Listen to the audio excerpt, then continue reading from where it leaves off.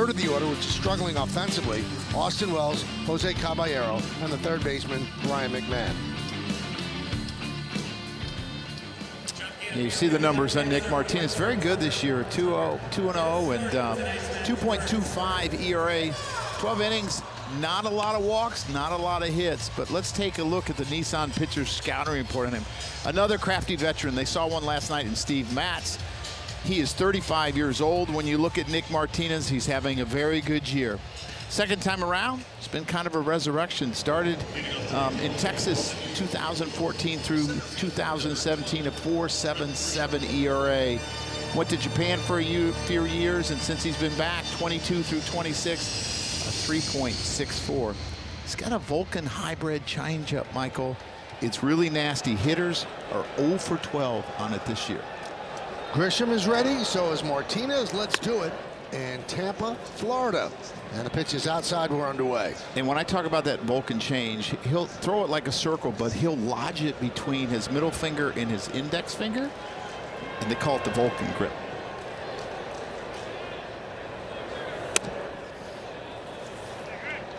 Two 2-0 on Grisham. Grisham hitting 158, 6 hits in 38 at bats, but he has a 347 on base percentage because he has been walking. Just 2 extra base hits for Trent. That one just missed. Home plate umpire Shane Livensbarger. Dan Bellino at first.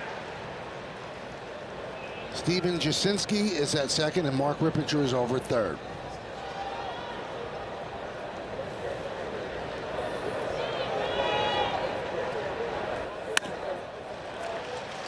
And once again, Grisham gets on. Let's check out the defense behind Martinez, brought to you by your local Tri-State Genesis retailers. Blade, Mullins, and DeLuca left to right in the outfield. Caminero, Walls, Williamson, and Aranda third to first. Nick Fortes behind the plate. Yandy Diaz at DH. And the 35-year-old Nick Martinez on the mound. There's Aaron Judge.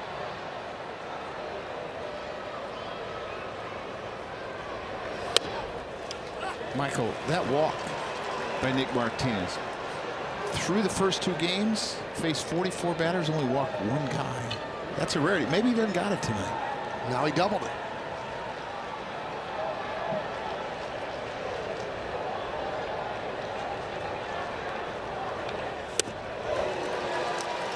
There's that changeup, and what you're going to see is you're going to see a lot of late depth to it. It will have some runs sometimes, but it almost acts like a split finger, and it's just different. He just slides it over one set of fingers and lodges it between those, the middle and the index.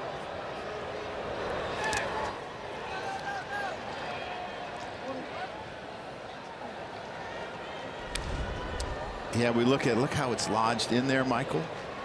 God, that has to be uncomfortable. Darren Holmes used to try to throw that, and he used to beat me up in the bullpen. I'm like, I'm not calling it.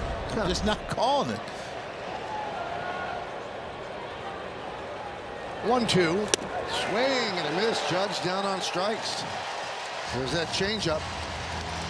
All right, let's see what Shane Livensbarger is all about. Home plate umpire. The scouting report brought to you by your local Kia dealers. Considered hitter friendly. He's had 6 calls challenged. 2 have been overturned. Fewer high strikes, fewer outside strikes.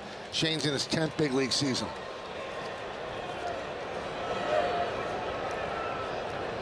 So here's Bellinger. I'm going to say Shane's pretty dialed in because this is probably his 4th behind home plate. You figure it's a 4-man rotation. Yeah. Teams have played 13 or 14 games. Only 6 challenges. Hit sharply and past Aranda and into right field. DeLuca will get the ball in. Moving to third is Grisham. It's a single for Bellinger, first and third. 1 man out.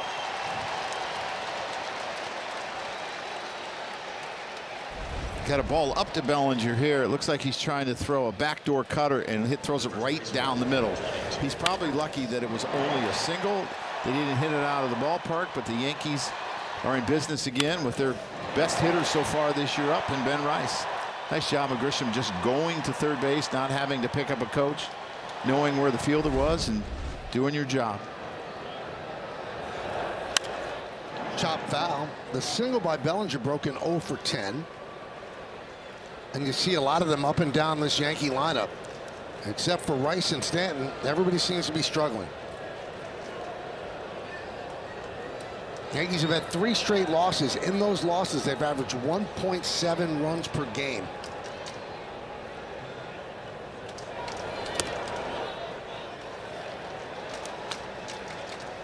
And they're in the first 3-game span with 5 runs or fewer since September 17th through the 20th in 1991, and that was not a good Yankee team then.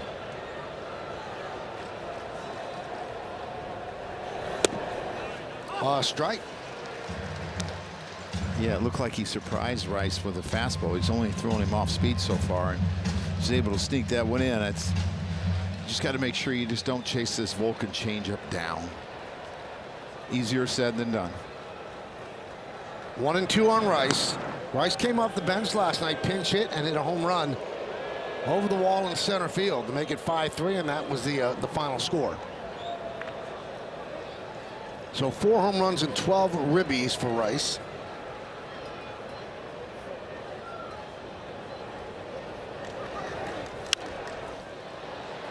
Foul back here, and out of play. And Michael, I spoke to Rice after that home run in the clubhouse, and he told me when he sees his name is not in the lineup, he comes in and starts preparing immediately, looking at potential matchups late in the game that he might be involved in. As far as that home run, if you remember, Mullins looked like he may have grabbed it. He said at first he wasn't even sure that that one went out, and eventually realized it was, in fact, over the wall. Runner goes. Fortes couldn't get a handle on it, so a stolen base for Bellinger.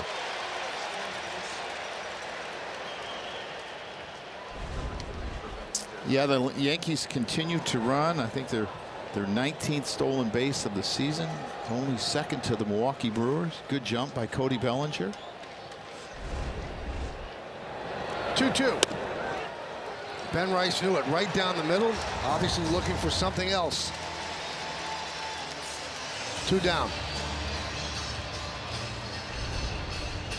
Yeah, he's trying to front hip a sinker, and he starts it not really inner third, and it froze Ben Rice. And maybe he thought it was going to be a cutter inside to him. It was going to break over the inside part of the plate and be a ball, but he froze him.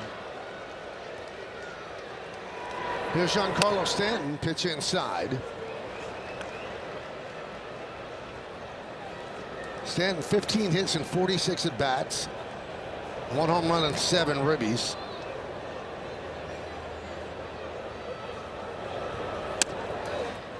Rice and Stanton combined coming into this game hitting .333, 5 home runs and 19 runs batted in. Everyone else on the team hitting .167 with 7 home runs and 32 runs batted in.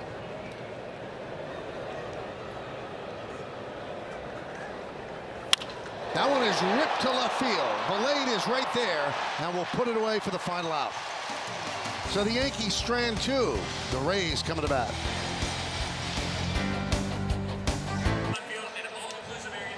Yankees let a scoring opportunity go by. Stanton hit the ball very hard, but right at the left fielder, Valade.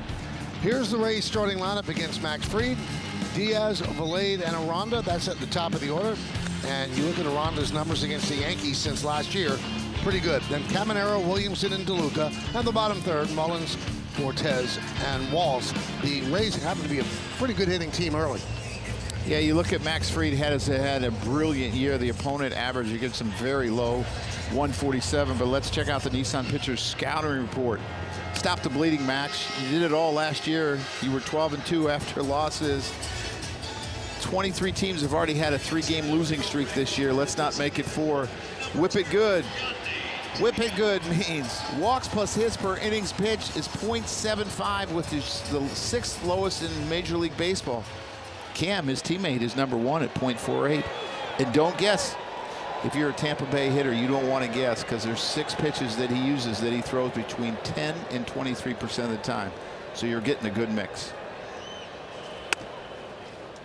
And Diaz takes a ball, and automatically it's challenged by Austin Wells. So T-Mobile, ABS challenge. And Austin's right. It's a strike. The ball's overturned. It's a strike. Hey, Michael, maybe they're back on track on the challenges. Yeah, they've been struggling of late. First 4 games are unbelievable. Since then, not too great.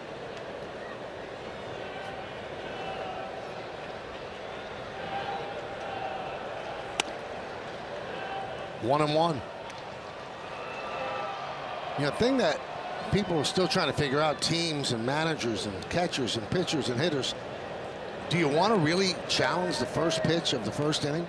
Would that make that much of a difference? And if he had missed it, then that's a lost challenge all of a sudden. So they've got to decide when's the right time. And Boone said before the game that he actually had a talk with Caballero about his challenge yesterday. Wouldn't get into specifics what it was, but it was an early challenge that didn't have that much of an impact. Yeah, you have to be careful when you use them, and if you use them early, you gotta know that you're right, and you can't be from frustration. That's the biggest thing to me. I think at times, probably more as a hitter, when you're struggling, you're going to challenge pitches, because when you're struggling, you're not seeing the ball well. 3-1 on Diaz. Off to a great start. 3 home runs, 12 ribbies, 19 hits, and 57 at bats. Fouls that one away.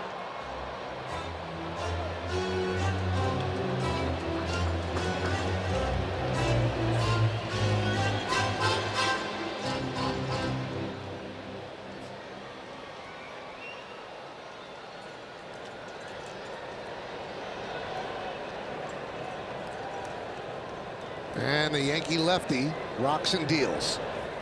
Swing and a miss, got him. Check out the Yankee defense, brought to you by your local Tri-State Genesis retailer. See the one in light blue? That's Ryan McMahon. He's our Car Shield defensive player profile. We told you he's at third when Max Fried is on the mound. So Ryan McMahon, second in the big league since 2021, 58 defensive runs saved, and second in the majors, 48 outs above average. So he will be there when Max Fried is on the mound. Max Fried induces a lot of ground balls to third.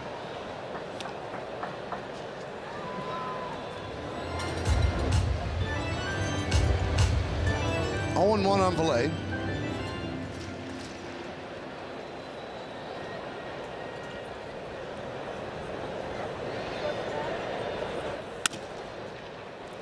Found interesting about Valade is so many players are getting to the big leagues quickly.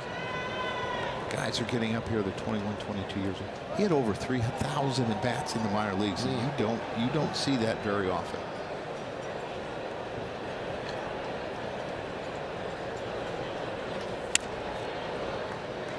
He's 27 years old, and another challenge. Or not? No. Looked like he was touching the top of his helmet. Did not. So the count 2-1. Everybody looks confused.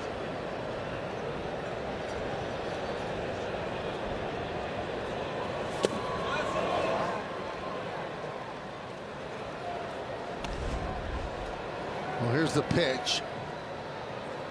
And wow, that's pretty close to a challenge. Maybe changed his mind, but he definitely touched the top of his helmet. High fly ball left field. Bellinger. 2 outs. Michael, I wasn't sure that he saw that.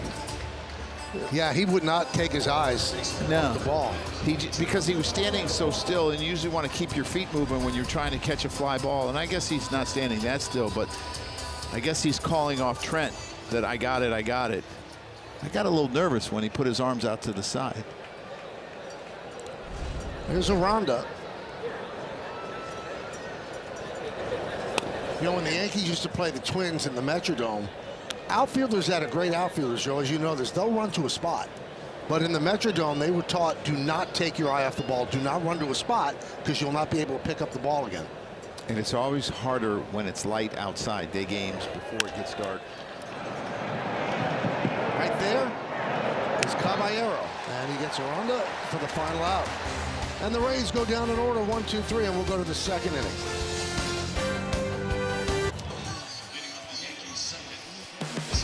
Well, play FanDuel's Daily Dinger for free every day for a chance at a profit boost if your selected player hits a home run. And here are the featured home run odds for today's players. Trent Grisham and Jazz Chisholm both have the same odds, plus 500. I see those Rays out there in right center. They were relocated to an aquarium when the trop was being tended to with a new roof. Jazz Chisholm swings at the first pitch, lost it to right center, and Mullins makes the catch. Now he made that catch, so you can see Bellinger there kind of explaining, I couldn't see it. That's a scary feeling. I felt that way with pop-ups in the sun. I didn't see him so good. That should be the title of your book, Pop-Ups in the Sun. Missed my first one ever in a big league uniform in big league camp. My first year after I signed. Went in to replace Jody Davis. Scored on first on a double. He gave me a big hug and thanked me for pinch running him. Then I proceeded to miss a pop-up behind home plate by 10 feet. Ooh. I mean, I wasn't even close. Now, were they nice to you, or did they ride you on it? Oh no, they laughed at me. Okay, that's good. Good fun.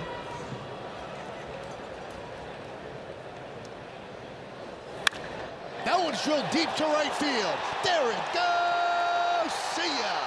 Wells is first. A solo shot. And it's 1-0 Yanks.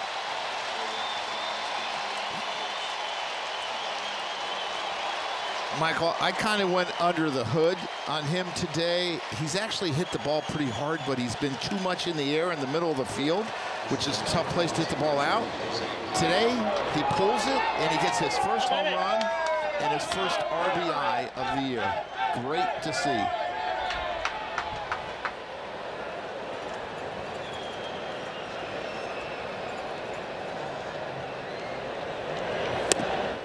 You know, after the game yesterday, he said, we've got to pick up our pitching. They're doing a great job. We're not helping them out. And today he takes matters into his own hands. Love it. Love it.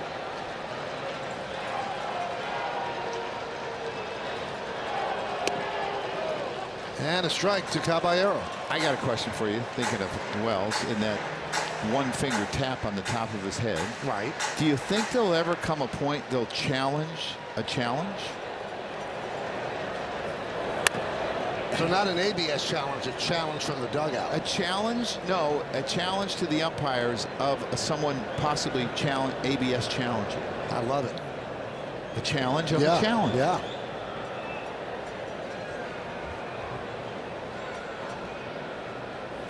Well, there was a game yesterday, Joe, where the catcher clearly touched his helmet, right? Well, he didn't touch his helmet here until he took it off when he got in the dugout there. That's a long home run. 396 feet. So what were you saying? Touched his helmet. Umpire didn't see it. And the catcher turned around and said, I just challenged this. I didn't see that. He said, you didn't challenge it in time. Wouldn't let him challenge it. And he clearly touched his helmet. Should have been challenged on video. Caballero continues his struggles. He's now 1 for his last 27. Yeah, this ball was middle in, and boy, did he get the barrel of the bat to it quickly. A short swing and then long through it. Guys love it. Got a lead again. Tonight, they just got to keep the lead. They've been pretty good at getting the lead. They just got to keep it and keep adding on runs.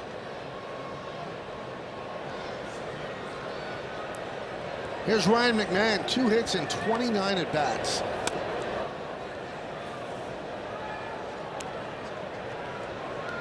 Now that's the lowest batting average in the first 12 games for a Yankee since another third baseman did it. Mike Pagliarulo in 1989 hit .036 after 12 games. How did he end up? Remember? I'll have to look it up. Battery mates helping him in a lot of different ways tonight. Behind home plate, at the plate. And a quick trip to the mound.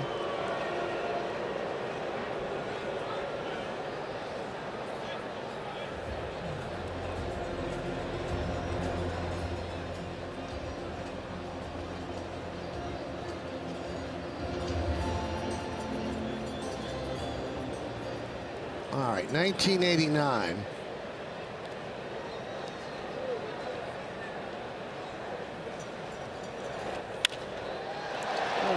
Base hit off the bat of Ryan McMahon. Well, I'm not sure who changed the pitch selection there, because obviously they couldn't get on the same page and Fortes went out. But it didn't work. This is the cutter that he likes to throw inside to left-handers and away from right-handers. And Ryan pulls his hands in, is able to hit a line drive over the second baseman's head. Guess what, Michael? His average is over 100, I'm quite sure now. Pags ended up at 196 in 1989. It's going to be better than that. He's made some changes in his swing, and I think it's going to take him some time to get used to it. And I think everyone needs to be a little bit patient, but in the long run, I think he's going to be a better hitter at the end of the year.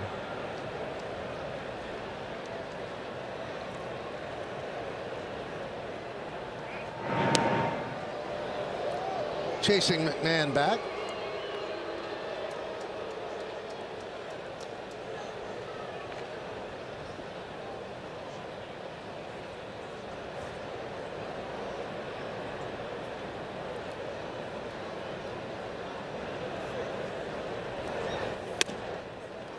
And a strike to Grisham.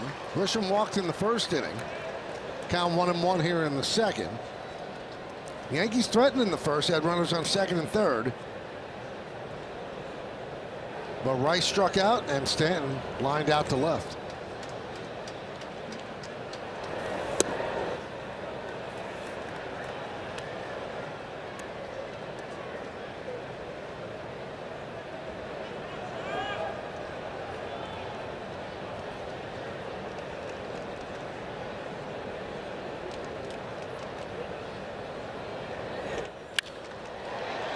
Right field, DeLuca hardly had to move, and that'll do it. But the Yankees get on the board, and a guy who really needed to do it offensively hits his first home run of the year, his first run batted in of the year, and the Yankees have a 1-0 lead.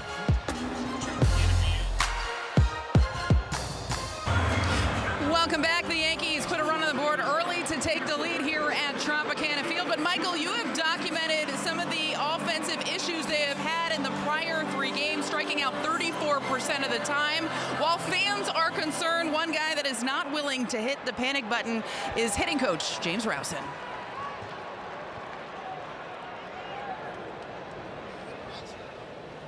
We'll hear from James in a moment after this pitch. And Caminero takes a strike. These guys on our club, they have a track record of being really good. If you took anyone's worst 10-day span in the game, the superstars of the game would have bad 10-day spans, or however many days it is. So you don't focus on the short term, you focus on the long term, you focus on what they've done historically, and you know these hitters are going to be just fine. So I don't have any worries for any of our guys up and down the lineup. Well, that's the way you have to look at it, Joe. It is a very small sample size, but when it's at the beginning of the year, that's all the sample that you have. It gets blown out of proportion, but let's keep it in perspective. It's less than 2% of the games that they're going to play this year. The Yankees are 8-5. There's 3 teams in the American League, the whole American League, that have over a 500 record. They're not doing too bad.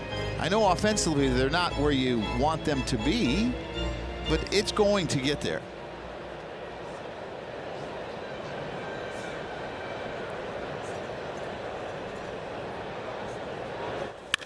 That one is lined into right center field. It is a base hit.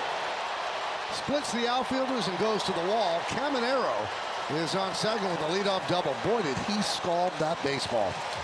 He has the top bat speed in all of baseball, ahead of all the big sluggers.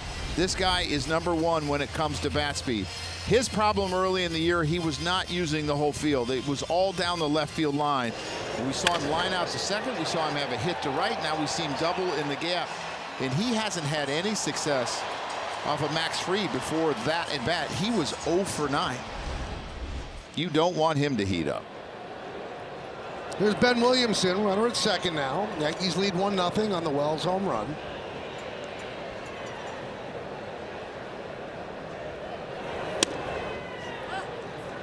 Oh and 1.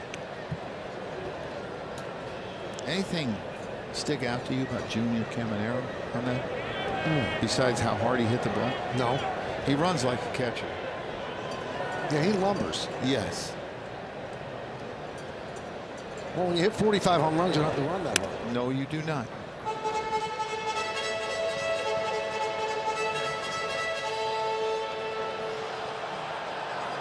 And that plays into scoring on a hard single here. He's going to have a tough time. Yankees have red lights in left and right, and a yellow light, caution light, and Grisham in center. Ooh, that looked like he got his thumb. That foul tip. Let's see if he grabs his thumb. Yep, there it is. It bunds your thumb back, Michael, and it hurts, and it's hard to get rid of. You see a lot of catchers wear thumb guards. This is hard to get rid of. It can linger for months. Yeah, that really got him.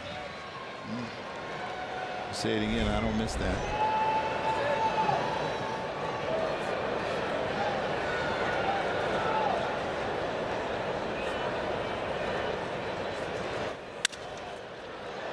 Up the middle slowly. Grisham fields, gets it over to first. Moving to third is Caminero. Fried's upset with himself. If he fielded that ball, Caminero doesn't go to third. No, he doesn't. He's got 4 Gold Gloves, and we know he's an excellent fielder, and he wasn't able to come up with this. It just had funny spin to it. You're going to see it. He didn't hit it as hard as he probably thought he did, and he just wasn't in rhythm to field it. And he kind of fell off a long ways. He tried to. He tried to throw that glove back there.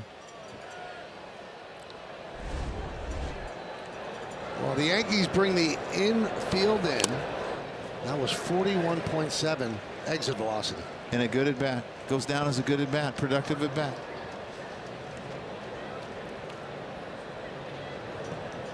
Oh, 0-1 on DeLuca.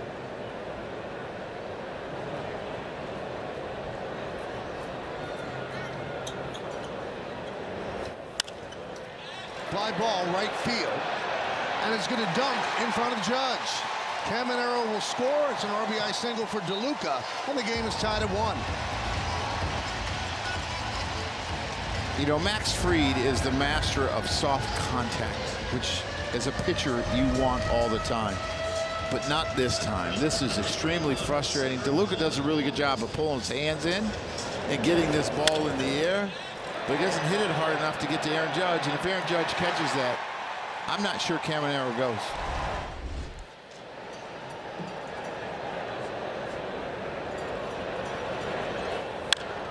It would have been tough for him to go, Joe, because his first move was he tried to move toward home plate. Then he thought that Judge could catch it, started to backtrack. I don't think he would have gone at all.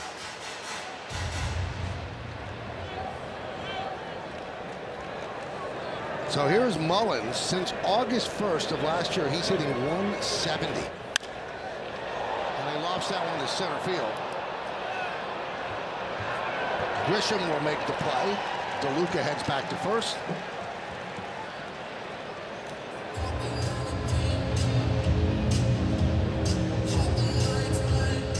I see the Rays are wearing the City Connect uniforms tonight. They tweaked them from last year because the numbers and the names on the back used to be purple. Couldn't see them. So they've changed them to bright green in the City Connect uniforms. Here's Nick Fortes.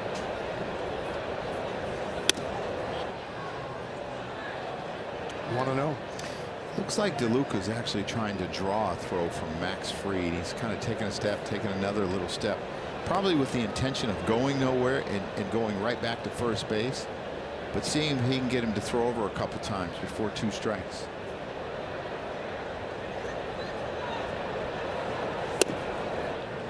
And how does Max combat it? He hangs in the air. You want to go? I'm going to hang. If you go, I'm throwing to first.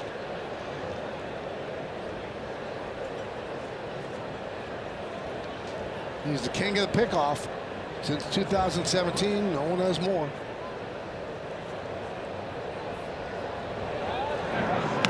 Did he get him? No, just got back. Yeah, if he throws it to the other side of Ben Rice on the outfield side, it might be a closer play, but you can see DeLuca, he was starting to go.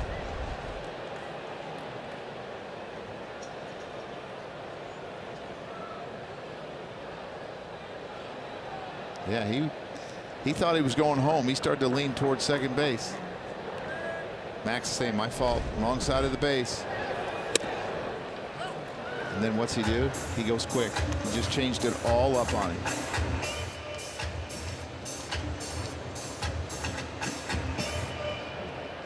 Cortez hitting .324 through his first 11 games. 2 hits last night.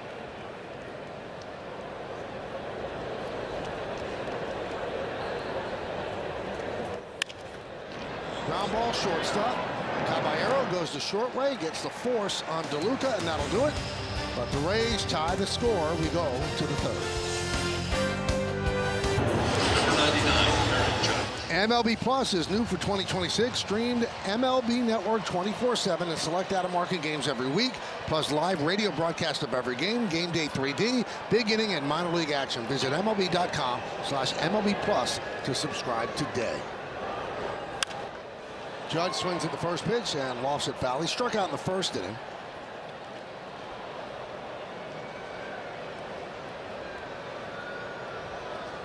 Judge is hitting the ball on the ground more than he usually does, 53.1% of the time. Last year, 33.5.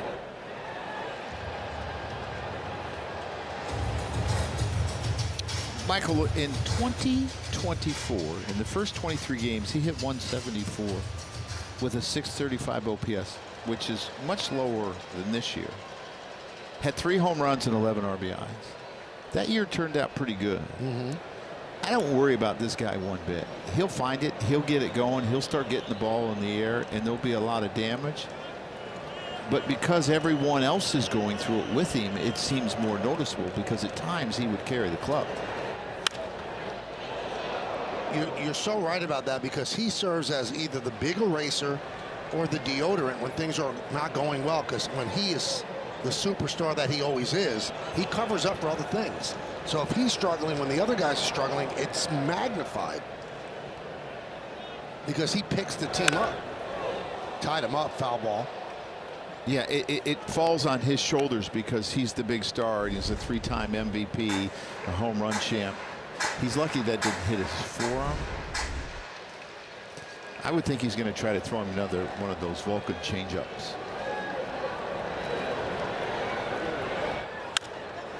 Ground ball, foul. You know, the interesting thing about this pitch, coming into today, he had thrown it 50 times. Hitters were 0 for 12, had swung and missed 44% of the time, and not one hard hit ball. That's an eraser pitch.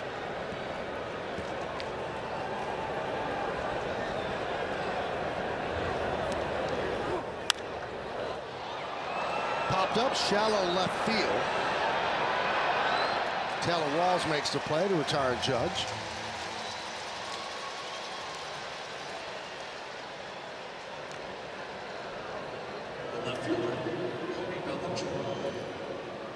Here's Cody Bellinger, singled to right and stole a bag in the first inning.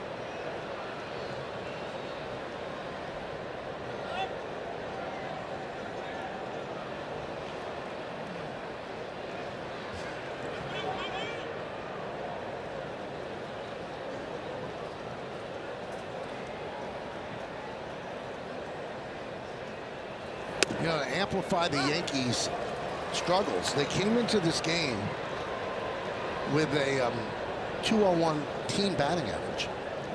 Third worst in the organization's history through 13 games. In 1968, they hit 188, but they were 7-6. In 1912, they hit 197 through 13 games. They were 3-10. So this is the best record they've had with such an anemic offense early. And the pitching's a big reason why. And the base on balls. They're like 4th in baseball in taking base on balls. And that has helped their offense when they haven't been able to get runners on. At least they've been able to do it that way.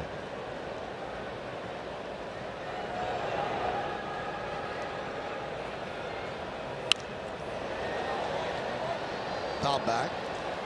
You have a good first step. Yeah, that's when it ends. As soon as the pop-ups hit back here, you're reaching for it. I mean, you read the ball really well. I've got big dreams, Joe.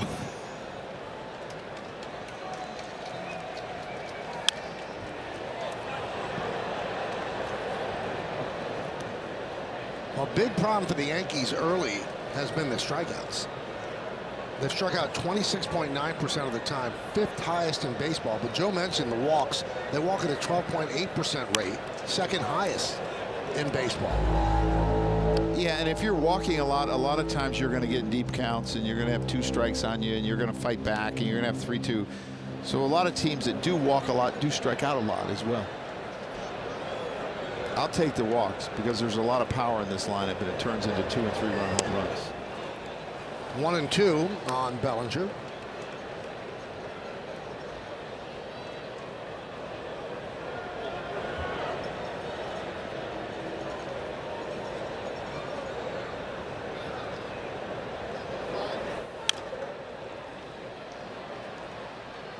I guess Cody wasn't satisfied with hitting the ball off his back leg last night.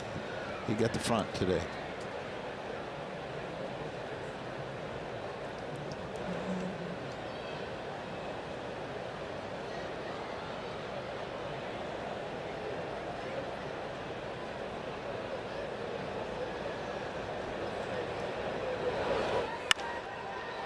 Driven the other way. And that makes the seats. Now, last year, Martinez pitched for the Reds. So when the Rays were thinking about signing him, Kevin Cash called his good friend, the Reds manager, Terry Francona. And Francona told him, you're going to love him. 2 days into spring training, Cash called him and said, I already do. And he's always been a popular guy in the clubhouse, Joe. Even with his former teams, he was the guy setting up team dinners, poker nights, concert trips. He said, I like being a hang guy, just hanging out with the guys. He's a Fordham guy. What do you expect? That's right. Quite a long at bat for Bellinger, but it looks like Martinez will win that battle as Wells puts it away. So Ben Rice comes up. He struck out looking in the first inning, but he has 4 home runs this year. Take a look at the exit velocity on each of them, presented by Spectrum. 108.2, 110.9, 110 even, and 104.4 last night. He has the actual hardest exit velo, 2nd hardest in baseball. Over 95. So on average, every ball's considered hit hard. The catcher is challenging the call of ball. All right, so that's called a ball, and it's challenged by Fortes. ABS by T-Mobile, and Fortes was right. It's changed. The ball's overturned. It's a strike. Tampa has 2 challenges remaining. So both teams have their full allotment of challenges.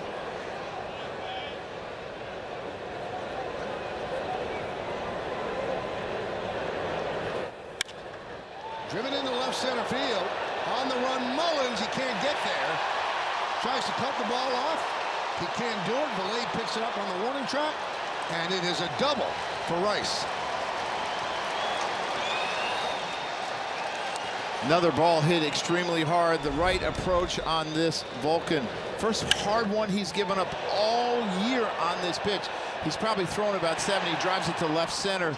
Mullins is not able to come up with it cleanly, or Rice might still be at first base.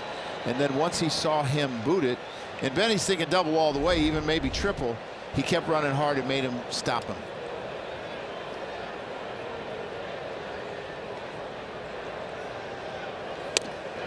Stanton takes a strike. Yeah, he doesn't come up with this cleanly. If he does, he's going to turn and fire to second base, and I'm not sure Rice actually goes to second base.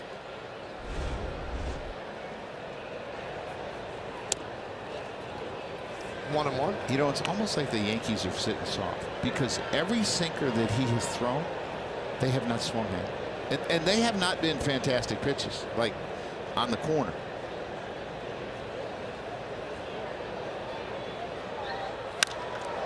High fly ball. Way up there. Valade puts it away, and that'll do it. No runs you hit. 1 man left.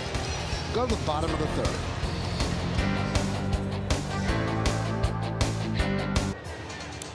Well, tomorrow afternoon on Yes, the Yankees and the Rays wrap up this series here in St. Pete. Coverage begins with the FanDuel. Yankees pregame at 1, then first pitch will be shortly after 1:30 on Yes and the Gotham Sports app. And of course, you have to tune in because Cam Schlittler gets the start for the Yankees. He's appointment viewing. God, is he fun to watch. And it's like, here it is, try to hit it. And his sinker, the improvement on his sinker, fantastic. Here's Taylor Walls. It'll be 9-1-2 in the Rays order against the Yankee lefty. And a strike. Tampa Bay's offense has been very good. They're 8th in baseball in runs scored per game, 6th in batting average, 7th in on-base percentage, 8th in slugging, and tied for 14th in home runs. Their issues really have been in their bullpen. And their defense. Their defense has really struggled this year. Last in errors.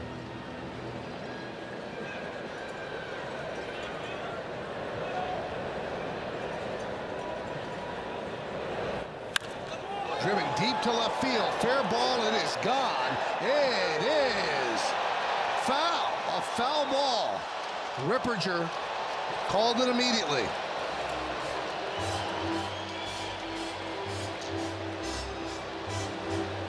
Walls only had 4 home runs last year, and they all came against righties. 0 against lefties. This is really, really close. Whoa, wow. That's the short part of the ballpark, right down the line, though, Michael. Evan Longoria knows that really well. Strike 3. And Walls is challenging. The batter is challenging the call of strike. T-Mobile, ABS. And he was wrong. It is a strike. You know what was Tampa Bay interesting has one about challenge that? remaining. Is they started to throw it around, and Caballero held the ball. You know, went to Rice, and then it went to Jazz. Jazz threw it to Cabby, and he held it to see what the call was going to be. It's a new age. Here's Yandy Diaz.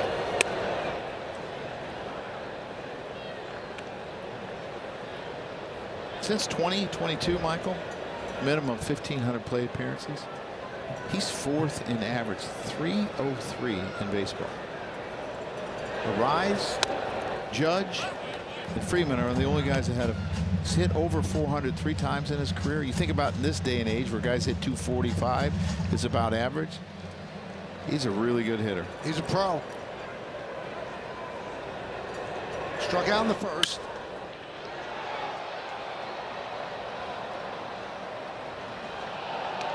Joe, did you realize that today is an anniversary of a day that had a huge impact on your life? Okay, what is the date? 1907 on this date. On my life, I wasn't alive. But it ended up having a big impact on your life and your career. Where are you going with this? Opening day at the Polo Grounds, Giants catcher Roger Bresnahan wore shin guards for the first time. Oh, Got yeah. made fun of, ridiculed, and like 50 years later he said, they can still make fun of me, but they're still wearing them. Roger, thank you so much.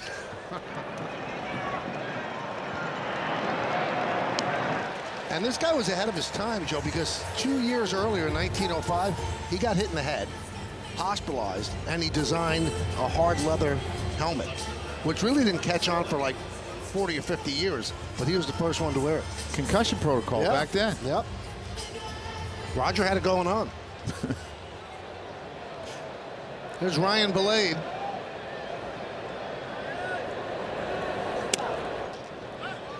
And a strike.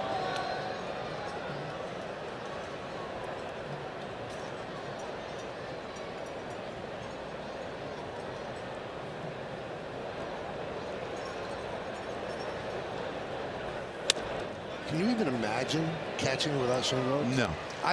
The thing that stuns me is that there was a long time in hockey where people even wear the goalies didn't wear masks. How about that? Unbelievable. Change got him out front.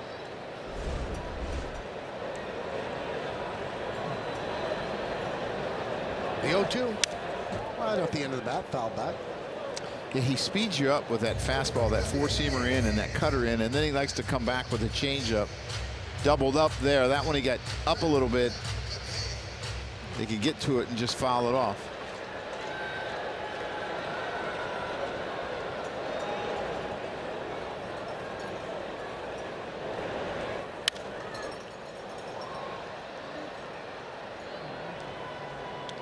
So Valade made the team out of spring training. The intent was to give him outfield starts against lefties. Kevin Cash said that was a fun conversation to have. You have a lot of challenging conversations. So to tell a guy like him that he's made our team, pretty special. High fly ball, deep left field. Bellinger back on the track, puts it away for the final out. So Valade gave it a ride, but it stayed in the park, and the Rays go down in order, and we go to the fourth.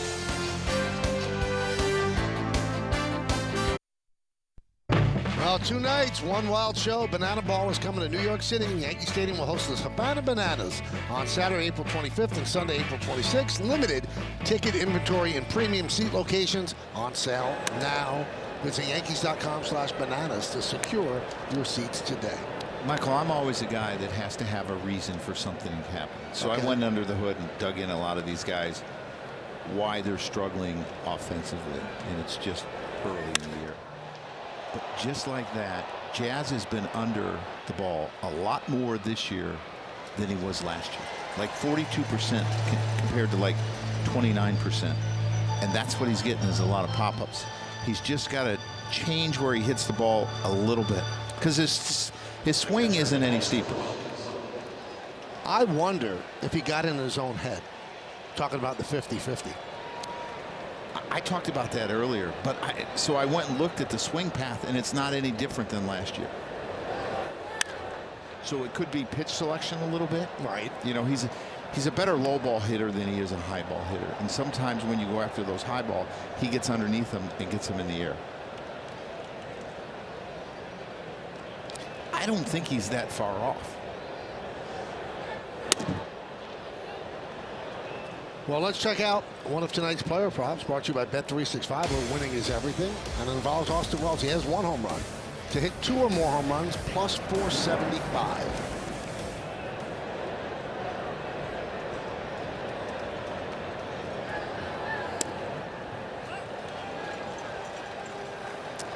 Yeah, it looked like he thought about challenging that, but changed his mind. Nobody on base. 1-1 count. Now it's 1-2. There's 1 out. I don't think he liked the call.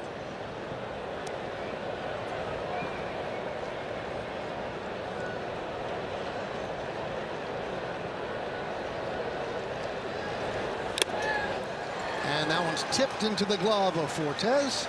And Wells down on strikes, 2 away here in the 4th. The shortstop, Jose Caballero. Yeah, he's throwing him that change again, and it's been so effective for him this year. I mean, Ben Rice got the first hit on one of them. 0 for 12 coming into tonight. We've seen him throw a number of effective ones tonight. But he would have been right on that 1-1 if he challenged it, and it would change the whole count. Caballero lost one to center field. And he is now 1 for his last 28 as the Yankees go down in order here in the 4th.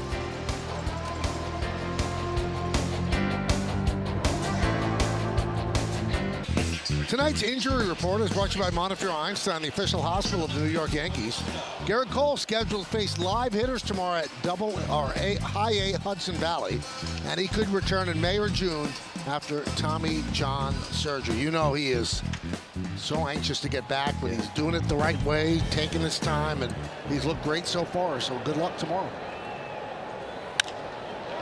Aranda lost one to left field. Catch is made by Bellinger. I don't know if he saw that right away, because that was a little tougher than you thought it would be.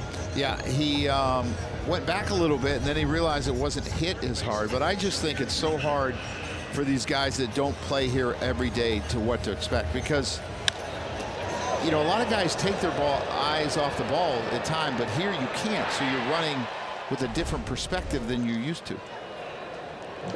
Here's Caminero. Doubled to right center in the 2nd and ended up scoring for the Rays.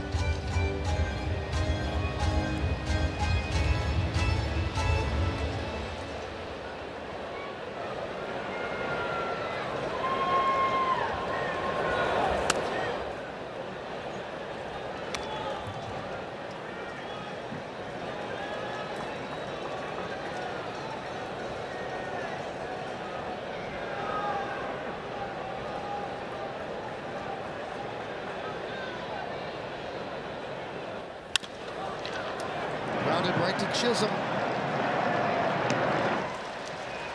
2 down. 7 in a row retired by Fried. Here's the second baseman, Ben Williamson.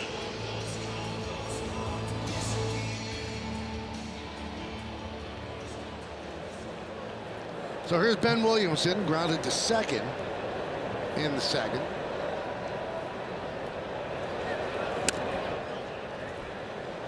One and 0. We're in the bottom of the 4th inning. It's a 1-1 game.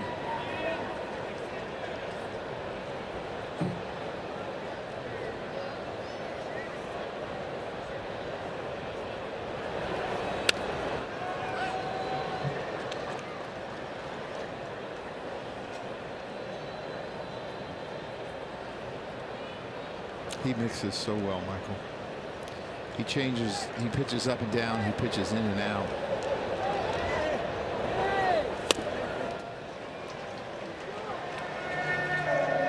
So 1-2 on Williamson.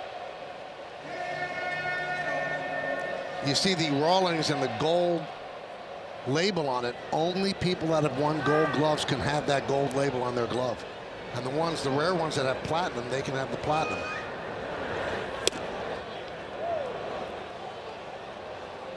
Pretty good pitch.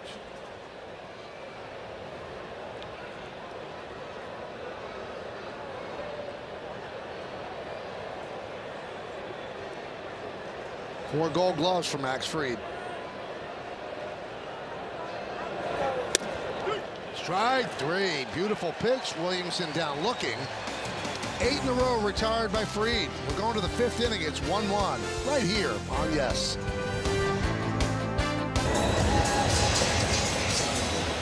We go to the top of the 5th inning. Audi scoreboard shows you it's 1-1. Yankees have 4 hits. Tampa Bay with 2. Ryan McMahon will start it off. He singled in the second. His 3rd hit of the year. 3 for 30 so far. And a strike from Martinez.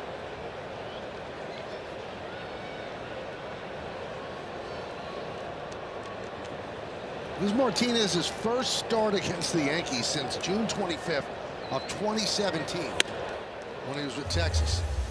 You know what's interesting, Michael? I looked at his ERA and his struggles against the Yankees when he was with Texas. I remember him pitching well against us, and that's a long time ago. When you go back, it was 2017, my last year, but I thought he pitched pretty well against us.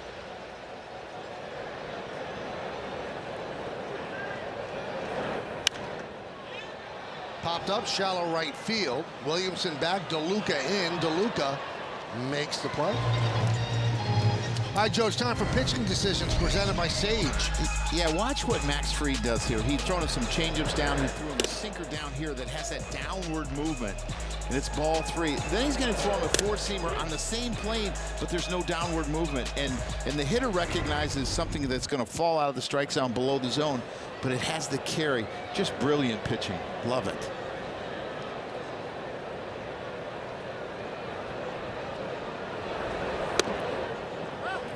And Grisham takes a strike. Grisham 0 for 1 with a walk.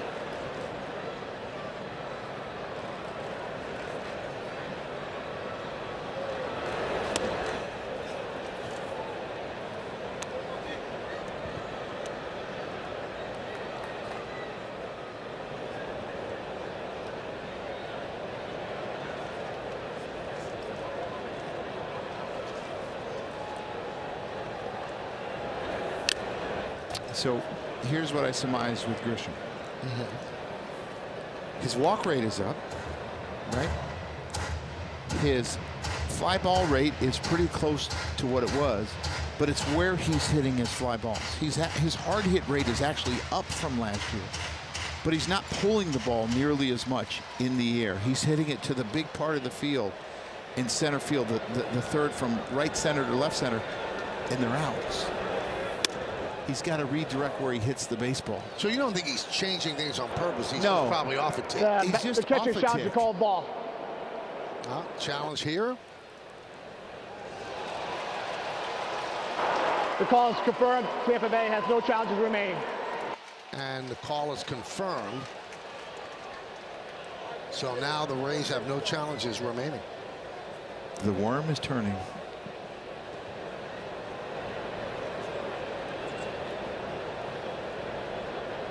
I mean, his hard hit rate is up 12%. And you would think, oh boy, he's having a good year. But he's not pulling the ball nearly as much.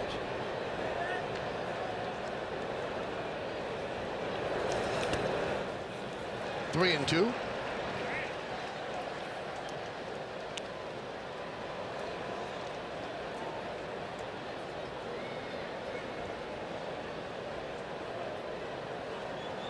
Judge on deck.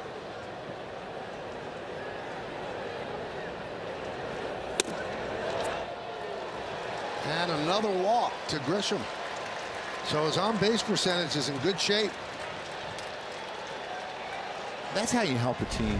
When you're struggling like he is offensively, you still take your walks and get on base in front of one of the most feared hitters, probably the most feared hitter in baseball. Puts pressure on the pitcher, and eventually he's going to turn it loose, and he's going to hit a bunch of home runs. Judge 0 for 2 so far tonight. Strikeout and pop up to short.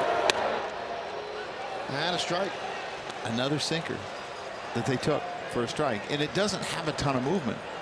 I just feel like they're all sitting soft.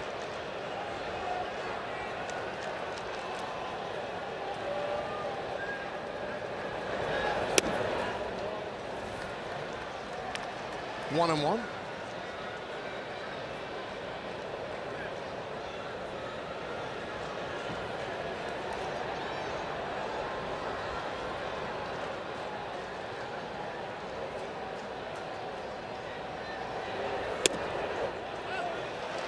And 1 and 2. So now Judge has to think, is he going to throw that Vulcan? Is he going to try to get a fastball by me? I kind of wish he would have challenged that. He seems reticent to challenge. So does Stanton. There it goes. Fouled away.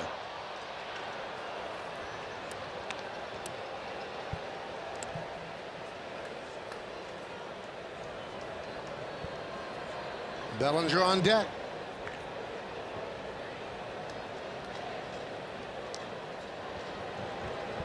Judge 2 for his last 15.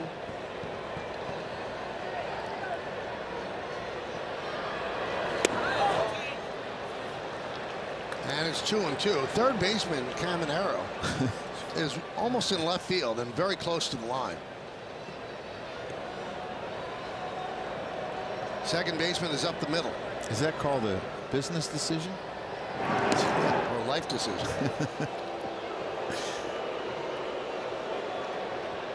Maybe a future family decision. 2-2 count with 1 out. Runner on first. Runner was going again. Another foul ball. I like it because in this situation, if you're Nick Martinez, most of your attention has to be on Aaron Judge. It can't be on the baseman.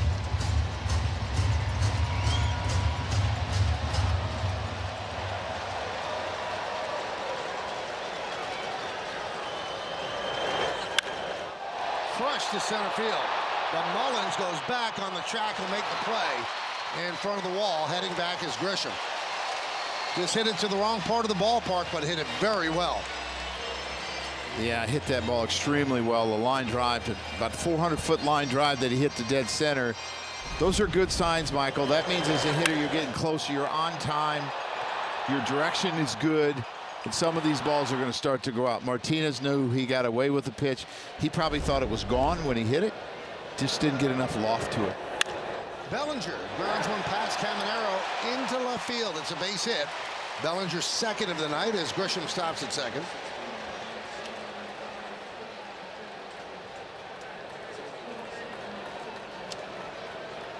Third time through, and the at-bats are starting to get better, Michael, as we look at this. Just hitting the ball where it is, out over the plate, drives it through the hole between short and third. Just really, really good hitting. And that's the thing about Belly. Belly knows how to hit the situations. He's a great situational hitter, and he's not a guy that's just trying to hit the ball out of the ballpark. Pitching coach Kyle Snyder goes out and talks with Martinez.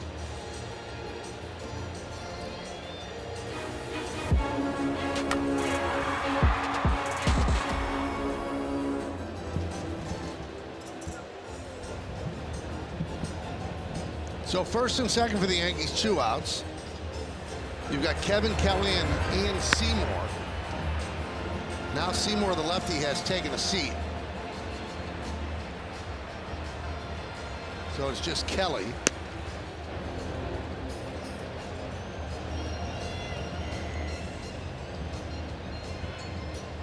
My guess is this is his last hitter because Stanton's at-bats have been really good off of Martinez.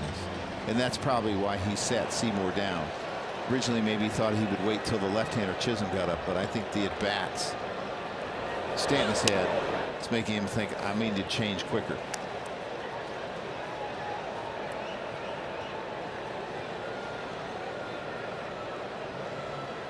Bryce, 1 for 2, struck out looking, the double left center.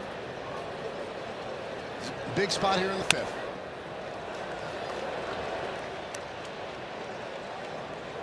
.84 pitches for Martinez. His last start against Minnesota, he threw 81 pitches.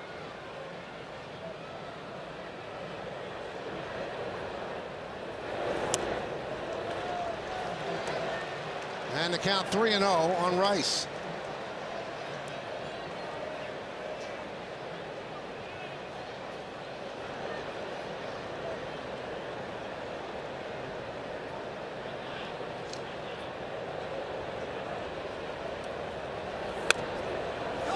Strike 1.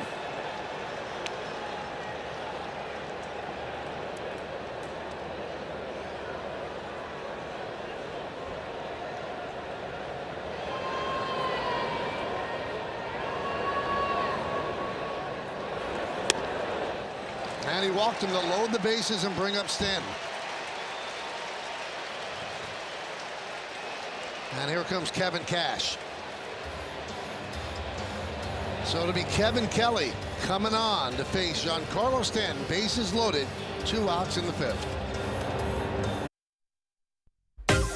Time for Pinstripe Pride, brought to you by Toyota, the official hybrid vehicles of the Yankees. And tonight's picture is of Aaron, who loves watching another Aaron hit home runs. Love the leg kick there, Aaron.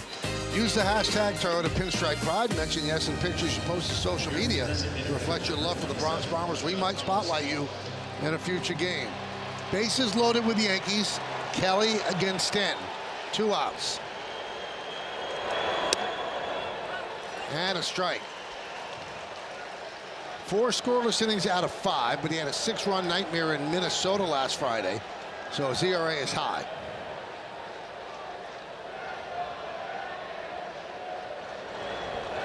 Now he's 6'2", Joe, but his extension on his release is 7'2" because he kind of jumps off the mound. Yeah, and that sidearm, gives right-handers a different look. Right-handers don't like it as well as left-handers don't like left-handed sidearm, like Tim Hill against lefties. He's got good sink to his fastball. Not overpowering, not a lot of walks, not a lot of Ks. Weak contact into the ground. Got a kind of an upshoot cutter, and he'll throw a pretty decent sweeper to right-handers. Swing and a miss, and there it was. As he gets Stanton, and the Yankees leave the bases loaded. We're halfway through. It's 1-1.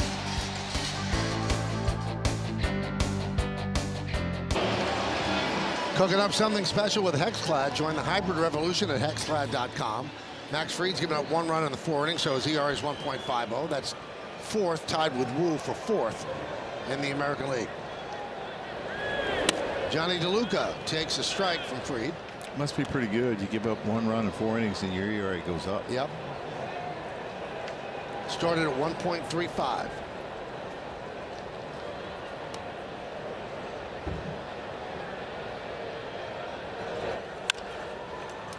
Second base, nice hop there for Chisholm. 9 in a row retired by Fried. So what I find interesting about when you look at the lineup here for the Rays, they were 10 for 68 coming into this game off of Max Fried. 2 home runs, both by lefties. Cedric Mullins is a guy I feel that almost looks out over the plate for a breaking ball. So I'd like to see him do something inside to him to get him off it.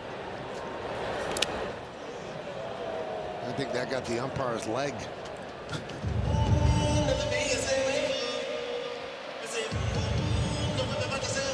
That is not a happy Livensbarger right now.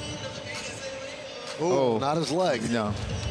The shin guards didn't protect that, Michael. No.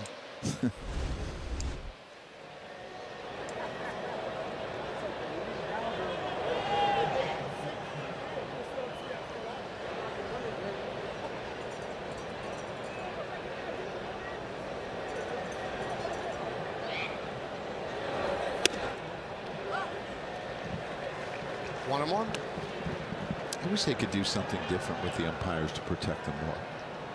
They get way too many concussions, foul tips. I know they're on the inside and it's supposed to protect them to a certain extent, but they get beat up. Drops a breaking ball in there. 1 and 2.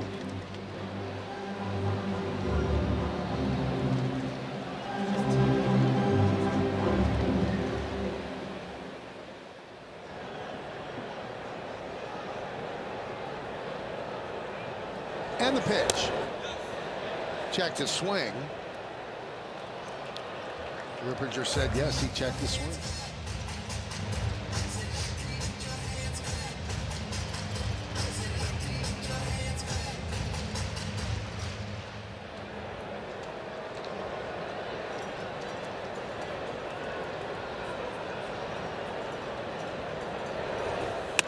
Swing and a miss. Goes through the fastball. 2 away. It's time to name that Yankee. Brought to you by Prevagen, made for your brain. This is a 10. Woo! 209, 184 hits, 31 home runs. Played for the Yankees in 17 and again in 20. So, Joe, you managed them. That's right, I did. And the Rays in 2019.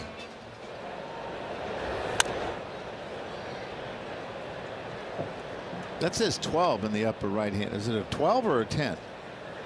That one says 12 right there, but it was 10 before. I don't know what happened. No wonder I can't get it.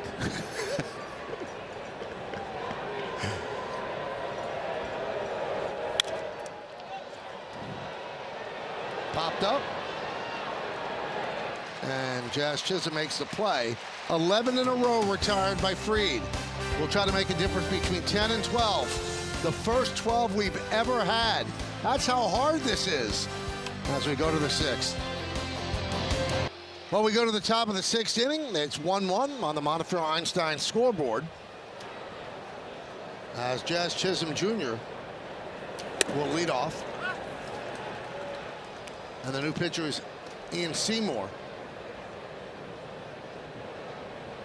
Had a 1-2-3 7th inning last night. Came in to get Jazz and then got Grichuk and then he got Caballero. To me, he's their high leverage left-hander at this point. And Chisholm's struggles continue. He is 2 for his last 24. He's 0 for 3 tonight. Yeah, it's just not seeing the baseball for whatever reason.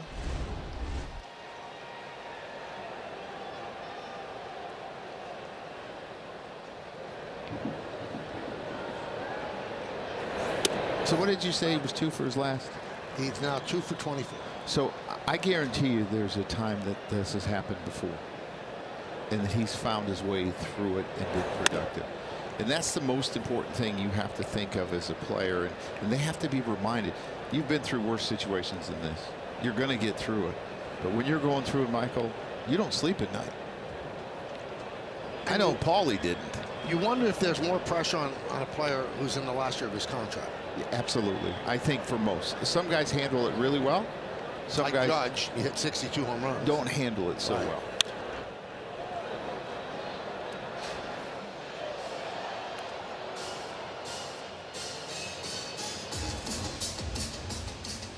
So the count 1-2 on Wells. He's the Yankee offense today with that home run in the 2nd.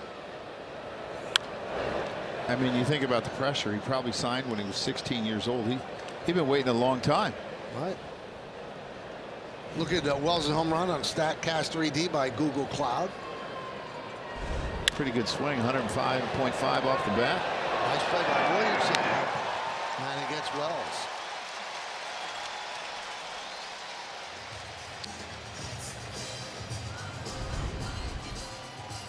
Yeah, he lays out, dives, knows that he has time. The ball was hit hard. Comes up, makes a really accurate throw. He's a third baseman by trade, and they've moved him over to second because Caminero is going to take him some time to get used to it. He was a plus defender at third base. Here's Jose Caballero, also struggling, 0 for 2 tonight, 1 for his last 28. And a strike. And you know the other thing, Michael, when you're struggling, it seems like you're always 0-2. 0-2 or 1-2. They make better pitches on you. They get borderline strikes called.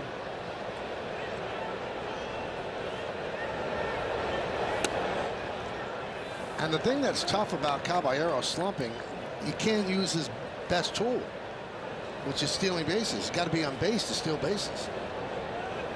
Still has 5 stolen bases. Yeah, if he was hitting, he'd probably have 10, 12. Yep.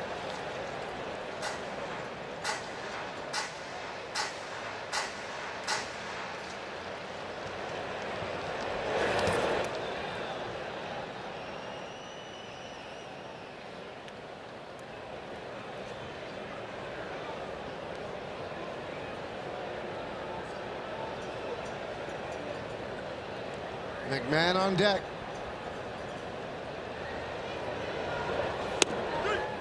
Strike 3. Caballero down looking. So Seymour comes on and retires the Yankees in order. We go to the bottom of the 6th. Baseball on the Ass is brought to you in part by FanDuel. Use your special Mulligan Bet Back token on the most prestigious tournament in golf, only on FanDuel. By your local tri-state Genesis retailers. Learn more at genesis.com. And by Optimum Fiber, famously fast fiber internet. Sun setting here in St. Pete as we move to the bottom of the 6th inning. Taylor Walls against Max Fried. Montefiore Einstein scoreboard 1-1. Grounded past the diving McMahon and down the left field line. Big turn by Walls is going to stay right there as Bellinger gets it in. You know, he has not hit for a high average this year or last year or the year before that, but he has been a pest versus the Yankees in this series. It's been on 4 times now, I believe. Number 2, Yandy Diaz.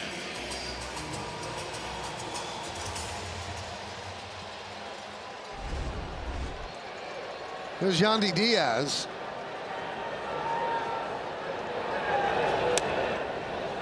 And a breaking ball strike.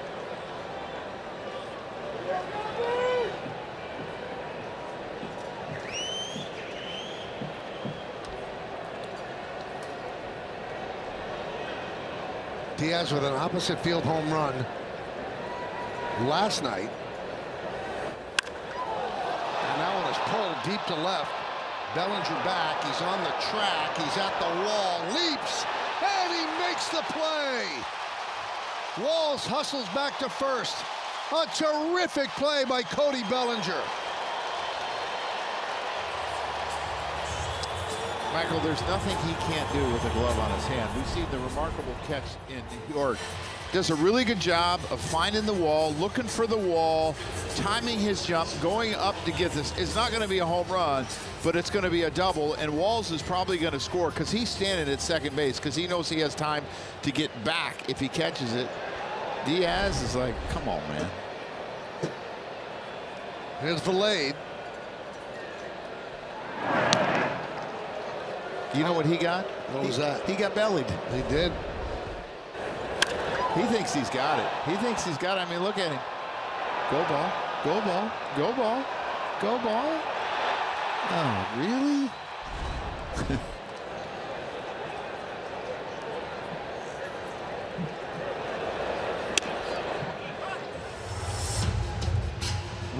With Walls at first, Fried looks like a flamingo out there the way he's hanging his leg up there. And we are in Florida. Yep.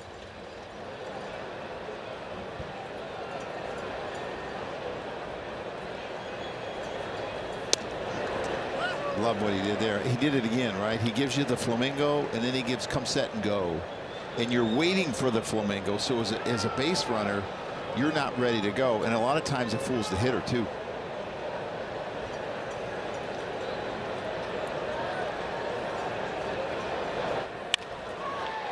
center field. That's going to be in there for a base hit. Walls around second. He's going to third. Here's the throw. It's cut off. The throw to first. He's back in time. So Valade with a single. Walls moves to third. First and third, one man out.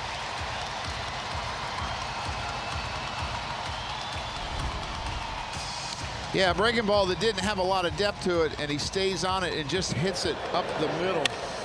Good at bat. First hit of the year. Comes in an important time. Now you're facing Jonathan Aranda, who's tied for the lead RBIs on their team with 12 with Yandy Diaz.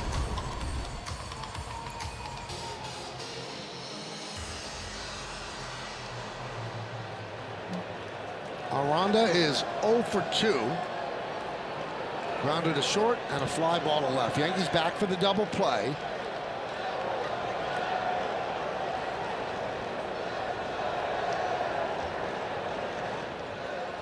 Been really good in these situations the last 2 years. Last year he hit 367 with runners in scoring position. This year he's hitting 333. So he's not a guy that panics and tries to do too much in these situations.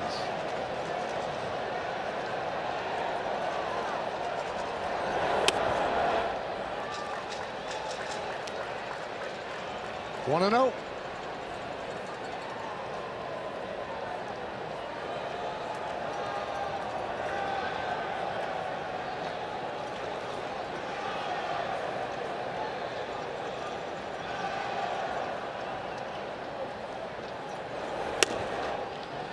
That one just missed. Yeah, he's just missed with 2 pitches. First one was a fastball in. That went down, and he got that ever so dangerous Caminero up. Is a double play guy, though. Has hit his fair share in his career. 2-1. 31 double plays he hit in 2 last year. The next closest was Pete Alonso at 23.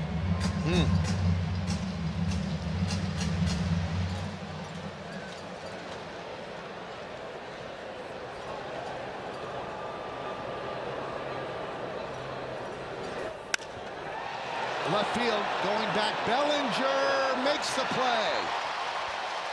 Tagging Walls, he'll score easily. Valade goes back to first. It's a sac fly for Aranda, and it's a 2-1 Rays lead. Had the approach that he was going to take the fastball to left field, and if he threw him a breaking ball or something slow, he would try to pull it. Just really good approach, and that's how you drive in runs. And when you let the ball get deep like that, a lot of times you can get it in the air, and he hits the line drive to Belly, puts the Rays up 2-1, and now has their team lead in RBIs. Belly's been busy today. There's Caminero.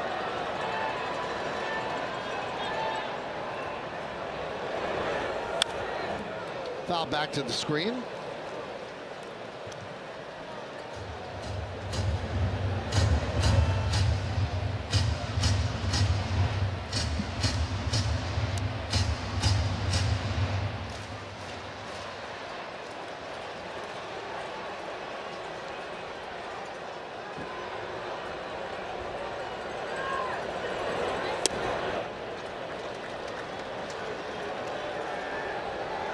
One and one.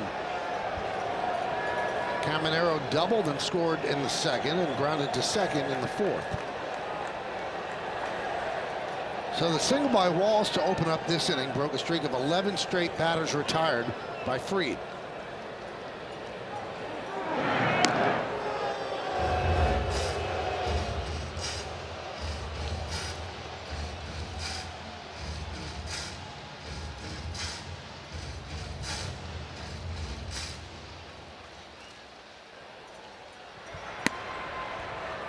Griffin Jacks is up. Ground ball. McMahon. And that'll do it here in the sixth. But the Rays take the lead. They lead 1. We go to the 7th.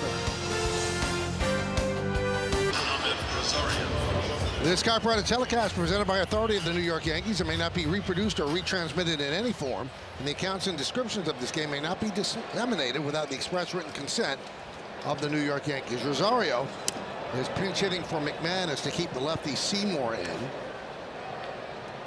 Griffin jacks up in their bullpen, obviously for Judge. They'll run Seymour through Grisham.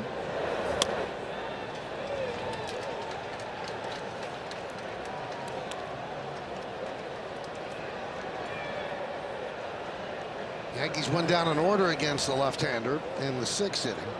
So now Rosario, Grisham, and Judge.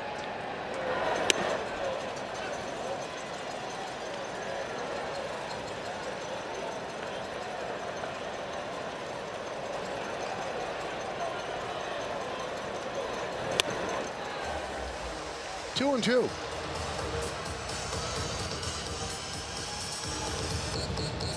2-1 Tampa Bay, middle game of this 3-game set. Yankees have lost 3 in a row. And down goes Rosario, 1 away here in the 7th. Yeah, I would think some of his effectiveness is he kind of jumps at you and he bends at the waist and hides the ball behind him. Threw him some fastballs up and then went with the changeup. A little Louis Tiant there. And a strike to Grisham. He's walked twice.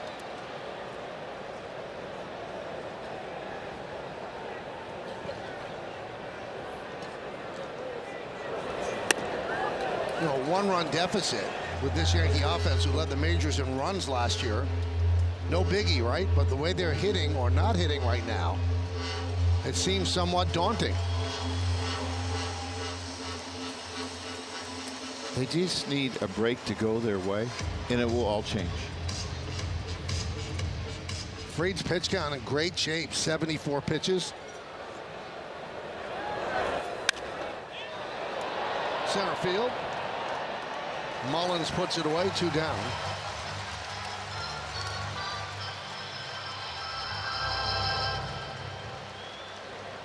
Judge hit the ball well his last time up.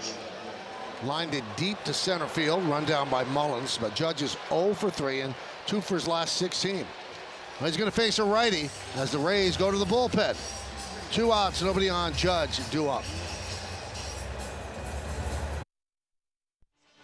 Well, Yankees hockey jersey night is back for 2026. Come out to Yankee Stadium on Friday, April 17th, when the Yankees take on the Royals. First 18,000 guests in attendance. Receive a Yankees hockey jersey courtesy of StubHub. Tickets are going fast, so get yours today at Yankees.com. Griffin Jacks comes on to face Judge. Yeah, don't be deceived by those numbers. He's got really good stuff, up to 98, spins it extremely well. Pitched yesterday an inning. Bellinger lined out. Stanton and Rosario struck out.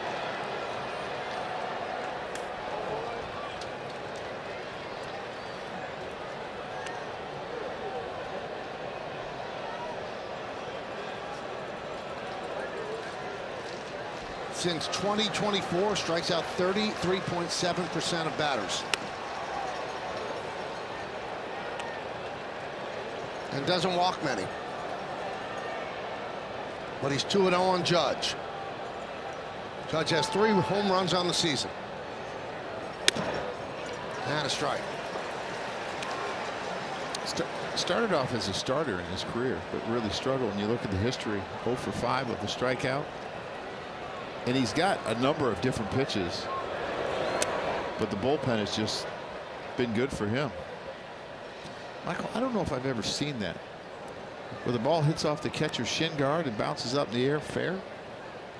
And it really carried quite a bit. What was that catcher's name in 1917? Roger, brush in the hand. Thanks, Roger.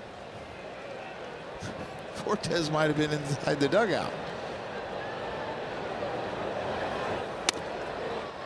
And Judge works a walk.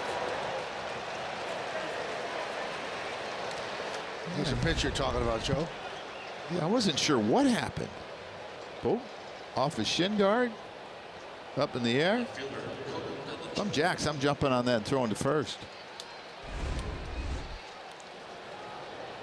And here comes Kyle Snyder again. While he's out there, gives me time to tell you that on this date, Joe, in 1912, it's the final home opener for the Yankees at Hilltop Park. and the Yankees debuted their pinstripes for the first time ever. Now, they dropped them after one season. They brought them back in 1915, and it kind of turns down the old wives' tale that the Yankees wanted pinstripes so it would have a slimming effect on Babe. But Babe wasn't even a Yankee in those years, so why did they drop them? I guess they didn't like him at the time. I wonder if they had a bad year in 1912 and they thought they were bad luck. There's a strike.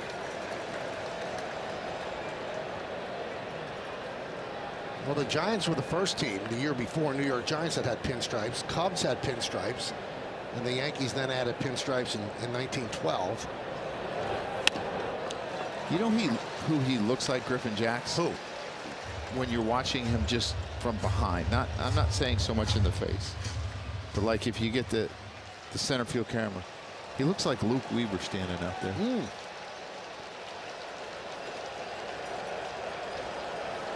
The 0-2. Swing and a miss. Got him on the curve. No runs, no hits, no errors. One man left. 6.5 in the books. Time for the stretch here in St. Pete. 2-1 Rays. Thank you, Bob and Jack. 2-4-0 for Tampa Bay. The Yankees have out hit them, but they have just that one run. Fried's gone 6. He's coming out for the 7th. Austin Wells, the Yankee offense, solo home run in the 2nd. Nick Martinez went 2 outs into the 5th. Jonathan Aranda, a go-ahead sac fly in the 6th inning. So Fried, with 74 pitches, will face Williamson leading off the bottom of the 7th.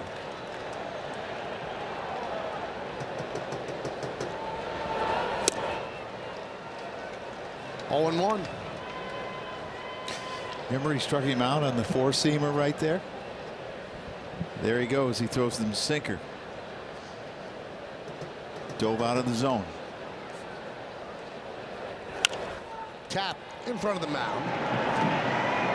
One down.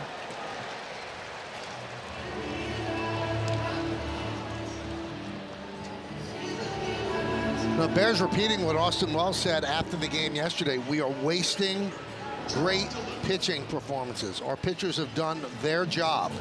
He said we've got to pick it up offensively. You just heard what Jack was saying in the cut-in as well. The offense has just been unacceptable. And as you said, Joe, it takes one hit to turn things around, but they haven't had that hit. You thought maybe it could be Wells, but that didn't amount to anything. Yeah, here's the other thing, though. The offense at times is going to pick up the pitching. Yep. It's going to happen.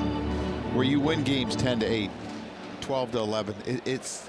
This is just baseball. I mean, if we remember, like coming into this, the Rays bullpen had been horrible, and it's looked really good. You know, the first 2 games so far tonight. So things have a way of just turning around. You're never as bad as when you're going bad, and you're never as good as when you're going great. Somewhere in between, and the Yankees will get it going. Now, when you're managing a team, Joe, and they're going through this offensively, do you have to articulate what you just said right now, or do they know? Sometimes you do. You know, if it goes on longer than you think, you know, it should. It just depends on what their mood and their preparation is every day. If they're preparing every day and they're energetic, and a lot of times you'll say, well, the team's not very energetic. Well, you need offense to be energetic. But as long as they're doing what they're supposed to, you don't say anything. Most of these guys have been through slumps, and they will get out of them. 2-2. Swing and a miss. DeLuca down on strikes. Take a look at the Optimum Fiber famously fast replay, and it's all about Max Fried. Yeah, he has been outstanding again today. He has kept his pitch count down. He has thrown his cutter extremely well. He gets Yandy Diaz. You see this curveball he drops on Walls for a strike 3. You can check it, but you're out. And then he throws this 4-seamer to Williamson. He just mixes so well.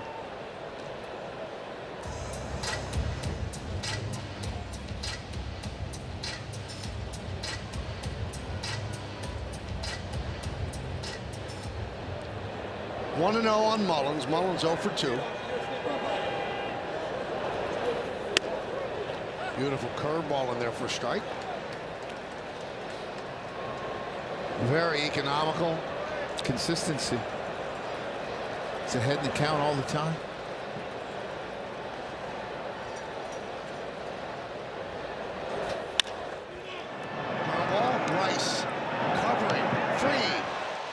gets Mullins to the bag for the final out. So the Rays go down in order, and we go to the 8th.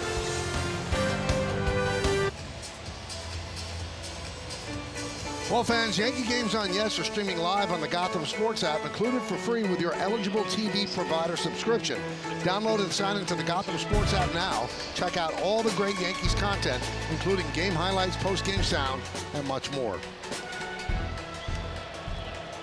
Hyundai scoreboard 2-1 Tampa Bay. Brian Baker comes on. Rice, Stanton, and Chisholm.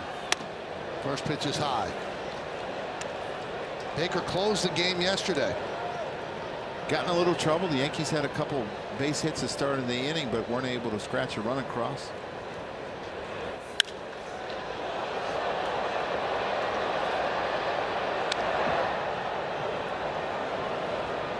So Martinez started, went 4 2/3, then Kelly, Seymour, Jacks, and now Baker.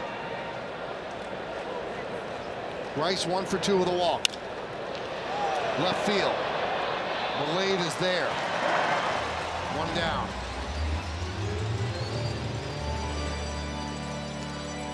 Michael, you're reading that, how many innings each guy went. I don't see you have it written anywhere. Is that out of memory? Yeah. Good Lord.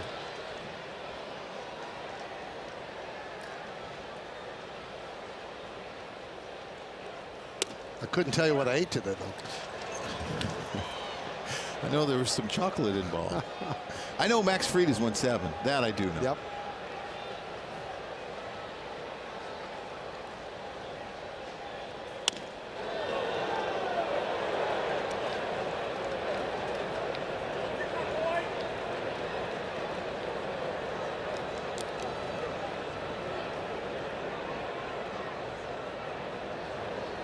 Well, the first 10 games of the season, when the Yankees started off 8-2, they were averaging 5.2 runs per game, which was 8th best in baseball. In their last 4 games, they've scored 6 runs total. And you can see that the Rays are doing somewhat of the bullpen by committee, the lanes, because this is the lane that he had last night. He closed last night because he was in this lane. Well, if they get through this, then they're at the bottom of the order, and they're obviously probably going to go to someone else. I wouldn't think he would go multiple innings after throwing yesterday as well. Count full on Stanton. Stanton hit a hard line drive in the first, then a fly ball to left in the third, and then he struck out in the 5th.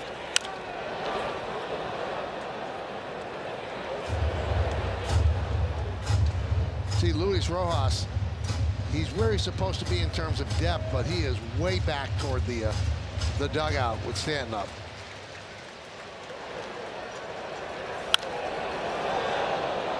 Not a play.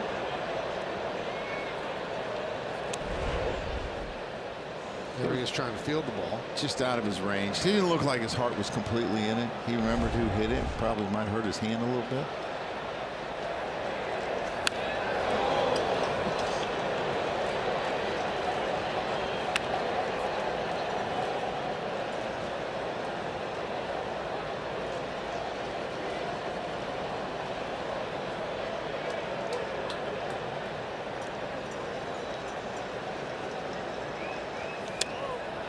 And Stanton works a walk.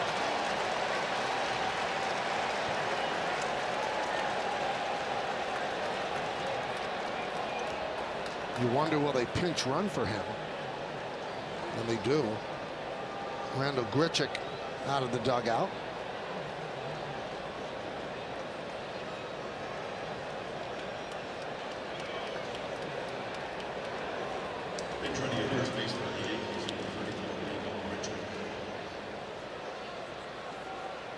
Stanzibat had been pretty good tonight. He lined out in the first inning. He just missed hitting a home run in the 3rd inning. Hit a high fly ball to left field there, a walk.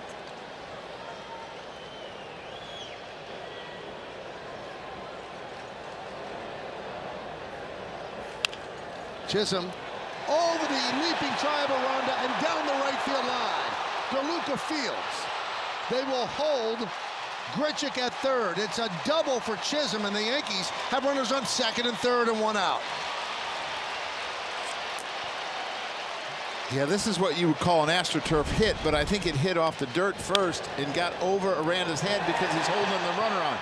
If there's no runner on, he's playing back. If Stanton's on first, he might be playing behind him, but he's not able to with Randall Grichuk. He goes right to third. He peeks to right field to see where the ball is. Jazz ends up at second. And now they got a decision to make. Do you pitch to Wells, or do you walk Wells and go after Caballero and McMahon? Oh, it'd be Caballero and Rosario. That's what they're talking about right now with Kyle Snyder. Wells has the one home run, the only run for the Yankees. He's 1 for 3. Caballero is 0 for 3 and 1 for his last 29.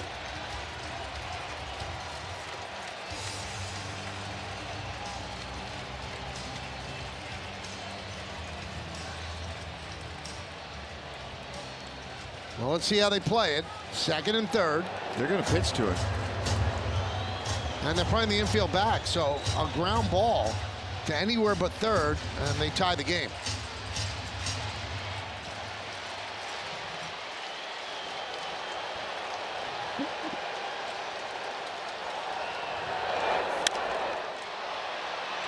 Don't know if that'll do it. Blade comes on, and it will not do it. Holding up at third is Grichuk. So that was not a great at bat. He had the right idea to get a ball that's up in the zone and hit it in the air, but he just got under it a little bit. It probably ran off the plate a little bit, and it got off his barrel, and he got it off the end, and that's why he wasn't able to get it deep enough.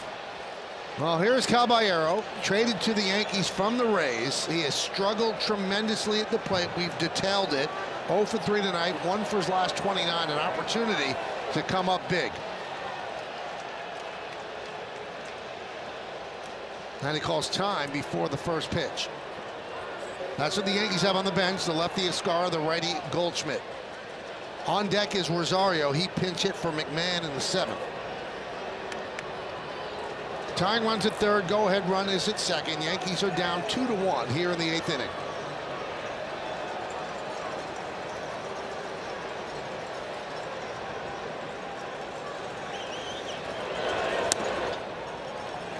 Well, if the Yankees don't score this inning, the one thing that they did do is they guaranteed the Judge is going to hit again. Yep.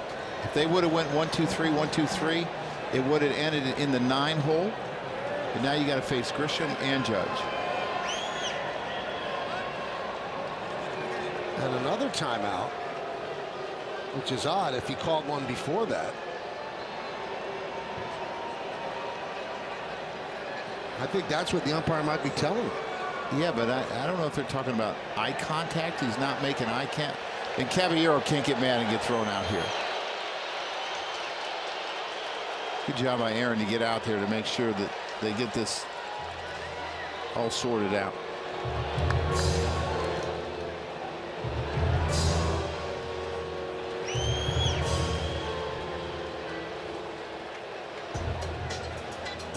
Sure, Caballero frustrated by lack of production early, getting an opportunity to play every day at shortstop with the injury to Volpe.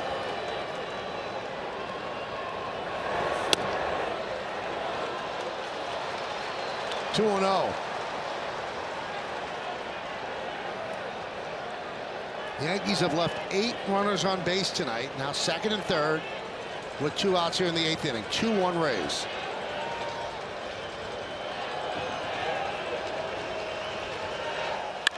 Line drive, it is a base hit down the left field line. 2 runs will score. The ball goes to the wall. It's a 2-run double for Caballero, and the Yankees lead 3-2.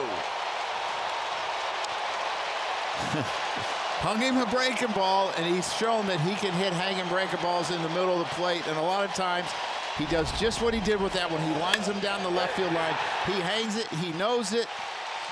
Excited that it's against his own team. You can see the emotions. It's been a tough start for him. Jazz has had a big hit this inning, and now Caballero has as well. Here's Rosario. And that right there is a balk. He's throwing to first, no problem. There's nobody there. No defender and no runner. Boy, that's a brain lock. There's Volpe's reaction to that base hit. Yeah, they know what it's like to struggle, and they know that he's a great guy, and they love him in the clubhouse, and the emotion that he plays with, they're happy for him.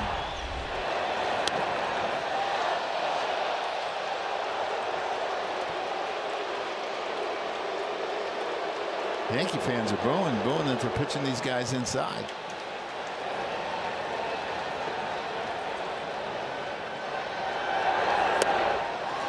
One and one.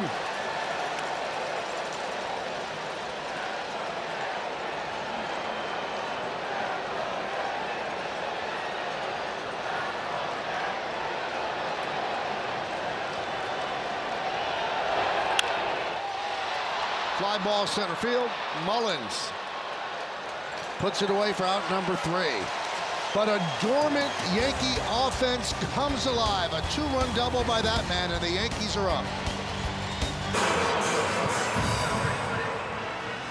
And there's a good look at Jose Caballero, who had the big hit in the top of the inning to give the Yankees the lead. I spoke with him earlier today about coming back here to Tropicana Field for the first time as an opposing player, and he admitted it was a little odd walking to the visitor dugout, seeing some of the renovations that have happened here at Tropicana Field, but did say nothing was weirder than getting traded last year and switching clubhouses at GMS. I asked him what he learned about the Rays culture when he was here, and he said the team is relentless. They're going to fight. Everyone buys in. They play small ball, and they keep on pressing. That's something that he saw when he was with the Rays. Now, obviously, with the Yankees, happy to be a part of this team and contribute this evening. Well, that was his biggest contribution so far. Yankees needed those runs, and he delivered with that double. 1-1. There's a base hit to left center field. It's hit well, and it splits the outfielders, and it goes to the wall. Fortes will go to second. He's going to stop right there as Grisham retrieves and gets it in.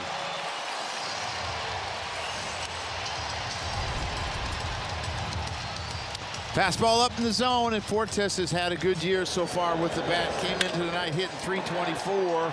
It's going to go up a little bit now.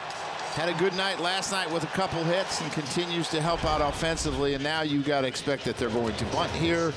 I would expect that you would see Max Fried really jump off the mound here and be aggressive to try to get the base runner at third. Simpson now is the base runner, so there's elite speed now. So Chandler Simpson takes over at second.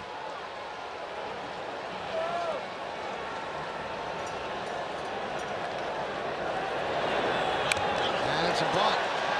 It's a beautiful bunt. The out is made at first, moving to third is Chandler Simpson.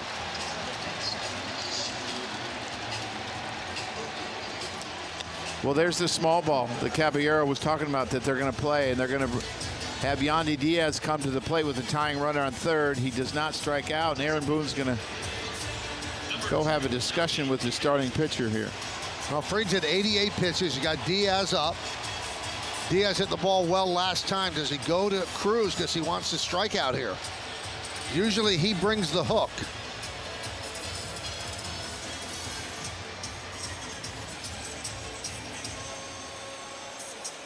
He's saying, I can get this guy.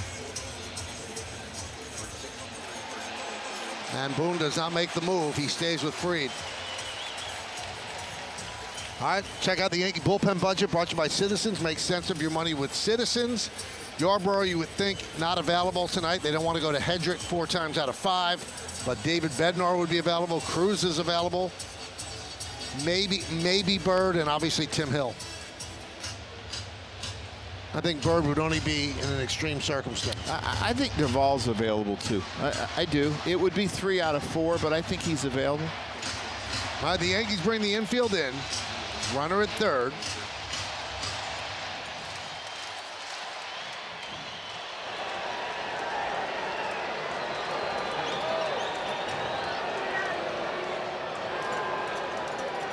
And the pitch. Shot to Rice. He has no play. It's a base hit, run scores, tie game.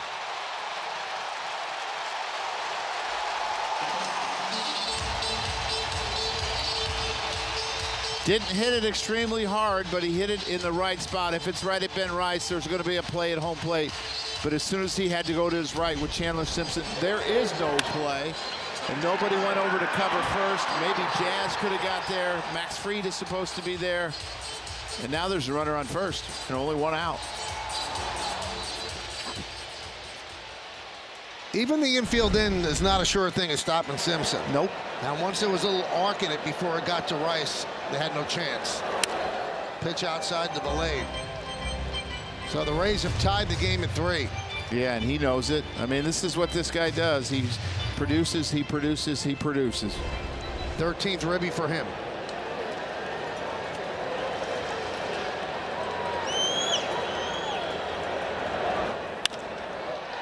Center field. Grisham. Out number 2.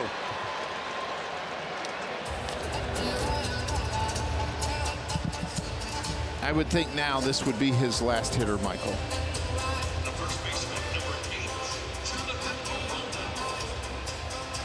8. Who has an RBI tonight as well with the sac fly to left field.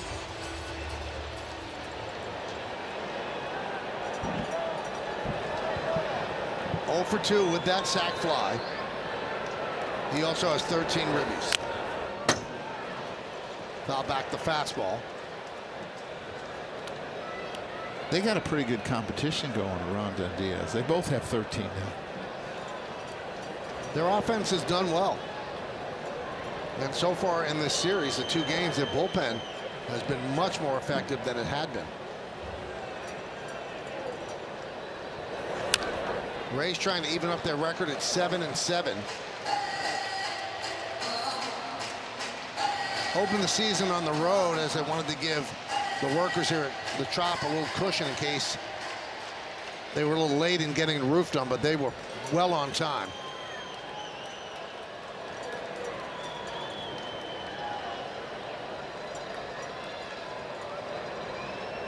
The 0-2. Swing and a miss. And that'll do it, but not before the Rays tie the score of 1 run, 2 hits, 1 man left. 3-3 as we go to the 9th. It's time to name that Yankee. I think I have this one, Joe. Do you? I do too. All right, go. It's an 11. If it was a 12, I wouldn't have got it, but it's Eric Kratz. I think you're right. It is. Eric Kratz has turned into a really good broadcaster on the podcast Foul Territory. Has good things to say. Short time with the Yankees certainly made an impression. Fried disgusted that he gave up that run in the bottom of the 8th. Now it's a 3-3 game as we go to the 9th inning. It'll be the top of the order. And Hunter Biggie is the new pitcher for the Rays. And Fiducia is the new catcher. Up the middle and grabbed there by Taylor Walls.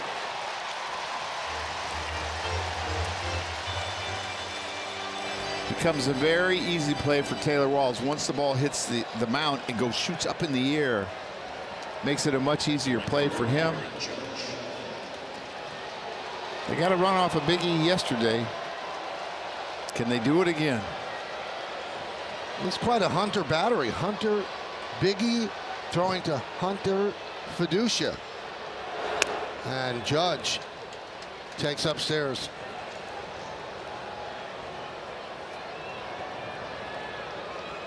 Judge walked last time up. He's 0 for 3. Foul back to the screen. Caminero again deep at third, about 7 feet off the line. Williamson as far as he could go legally with no shifts. Michael, he's getting closer. Yeah. What I'm talking about, Aaron Judge. I know, right back he fouled it. Yeah, he's getting, and his foul balls are in the air. He's getting closer.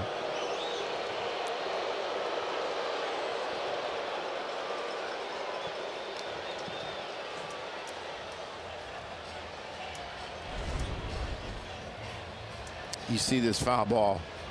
Ooh. If it was down a little bit, Michael, it's 4-3. I think he knew that too.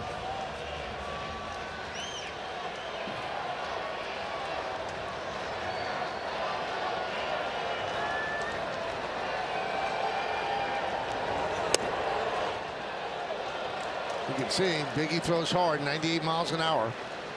And he likes to pitch into right-handers, and he likes to tunnel his cutter or slider or whatever you want to call it inside as well. 2-2 as he swings over the slider. Biggie, the sixth pitcher used by Kevin Cash.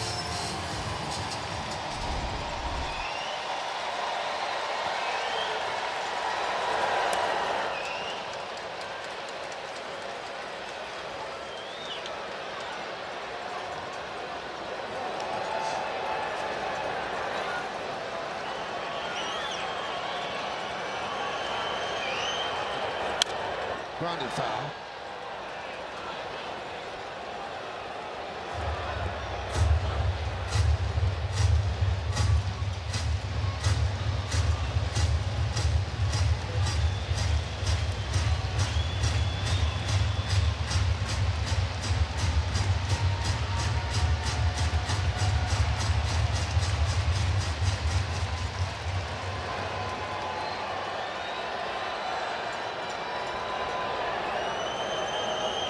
And the pitch. And there's a walk.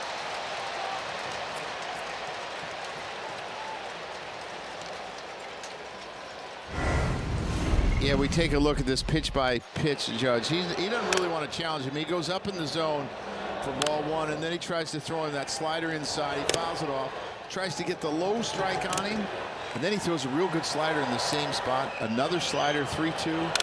He fouls this slider off, and then he misses with this heater. He's trying to go inside. He gets it down and in. Judge has walked for the second time. So here's Bellinger. He's 2 for 4. Judge leads off first. He has 2 stolen bases. And there he goes. The throw to second. Not in time.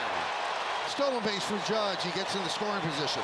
Yeah, he got a huge jump there on the pitcher. This was not on the catcher. It looks like he ripped his socks or his pants a little bit, but he gets a huge jump. You see the high leg kick. Pretty good throw by Fiducia. Just not in time. Well, that's a big man coming at you sliding, isn't it, Michael?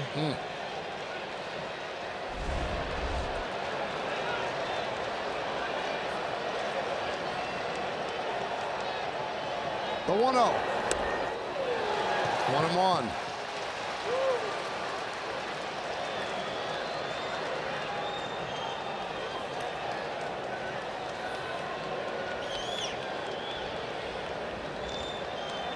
I always felt it was hard to come in the middle of the game as a catcher, especially the innings, because there's a feel that you get back there, and what the hitters have done before, the bats previous, and you can't get that same feel from the bench. 2-1.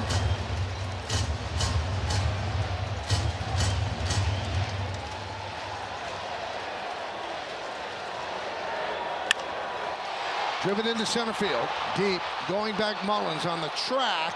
He'll make the play. Tagging his Judge. He'll move to third easily with 2 outs.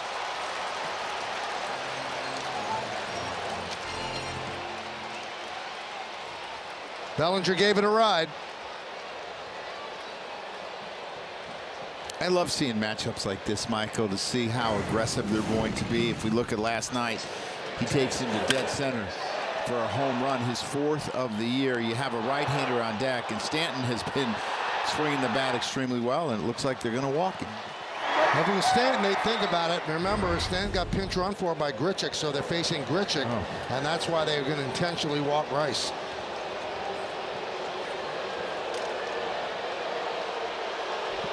Well, Randall could get his first hit of the year, Michael. It'll be a big hit. 0 for 8 so far. Signed late with the Yankees. Has not been able to play that much. Haven't faced all that many left-handers. And he is 0 for 9. So looking for his first hit as a Yankee.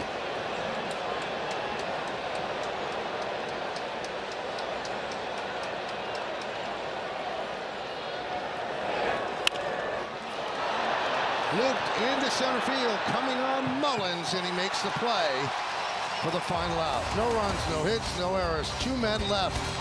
We go to the bottom of the 9th.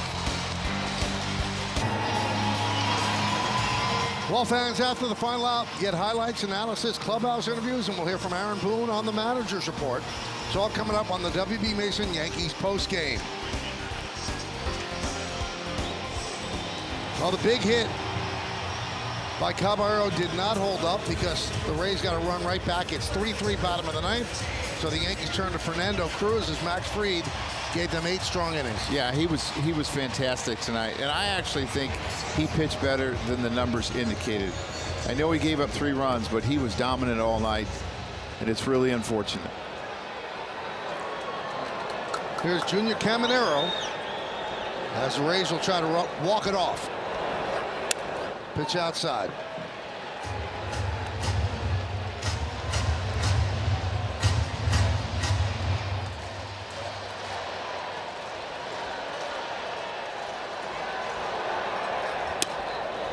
And a strike on the splitter, 1-1. Caminero is 1 for 3, doubled to right center in the second off of Fried. Came around to score.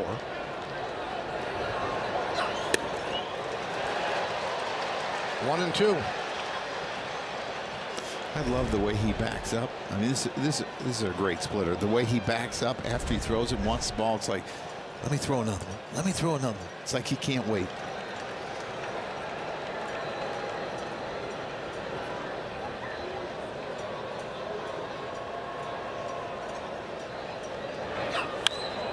Foul back.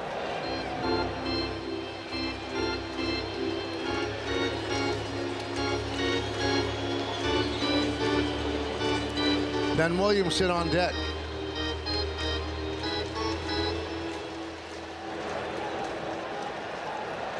Three game. And Caminero swings over the splitter. 1 away. Yep, there's that pitch again, Michael. It's been a difference maker for him in his career, and it continues to be. And the big thing is he's ahead in the count, and he puts the hitter on the defense, and a lot of times you get hitters to chase when they're behind. There's Ben Williamson. He is 0 for 3.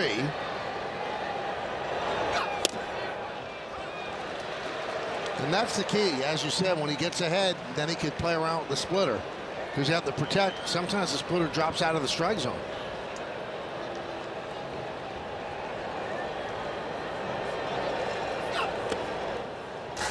Like that. 1-1. Tim Hill heating up.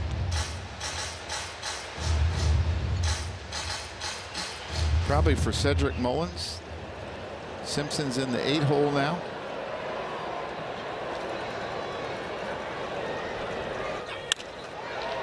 Right field. Judge for the second out.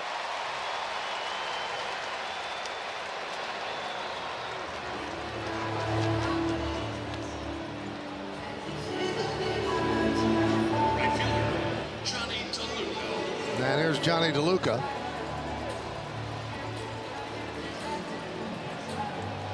They like to match up DeLuca against lefties, but obviously keeping him in there against Fernando Cruz.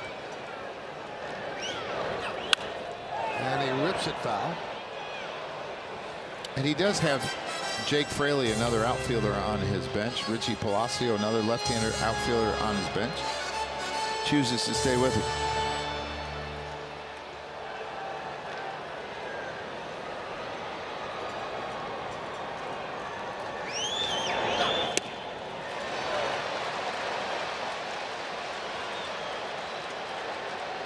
And the count 0-2.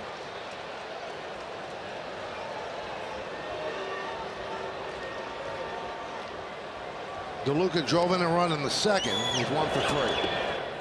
Bounced up there. Yankees trying to snap a 3-game losing streak. They'll have to do it in extra innings, so they have to get this final out here in the bottom of the ninth.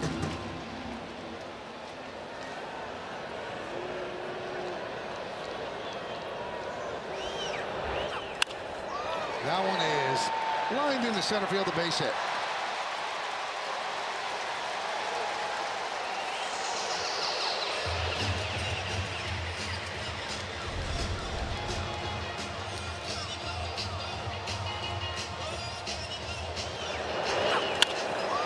Yeah, just takes it up the middle. That one really didn't have much downward movement. Kind of sat there for him to hit it up the middle.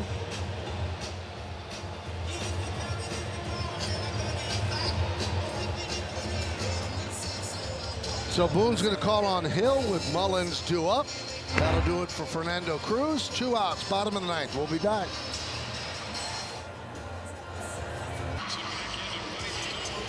Well, here's Tim Hill, 7th game for the Yankees, 6 innings so far.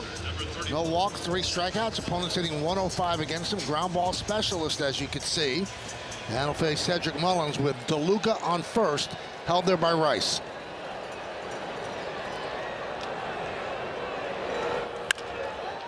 Left field, backing up Bellinger, and he makes the play. 1 pitch, got it done.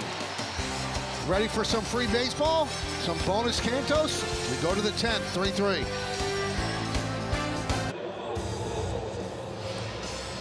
Well, extra innings here at the Trop. Cole Sulser comes in for the Rays, remember?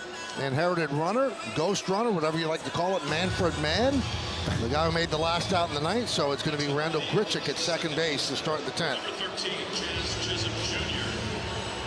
Runner at second base for the Yankees will be number 34, Randall Grichuk.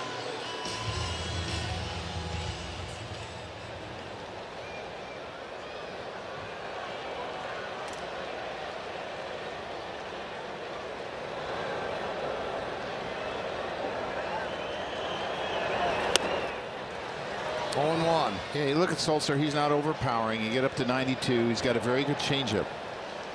But if you're Randall Grichuk, you have to be aware that he will spike some of them really bad. He's got a slider as well. He can throw some changeups in the dirt.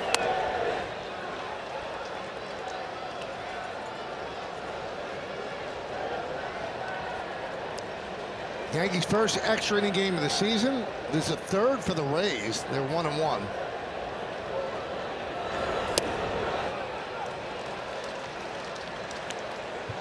Sulser went up and down to AAA 4 times last season, and by going up and down 4 times, he missed every Yankee series they played. 36 years old, 8th big league season. And the count 3-1 on Jazz Chisholm.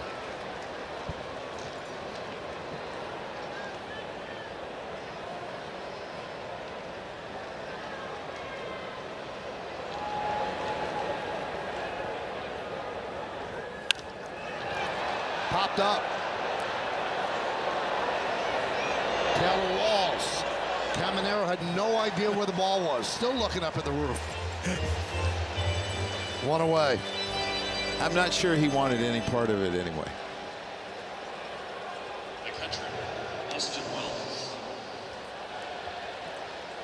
Wells started the scoring for the Yankees when he hit a home run in the 2nd inning. His first home run of the year, first RBI.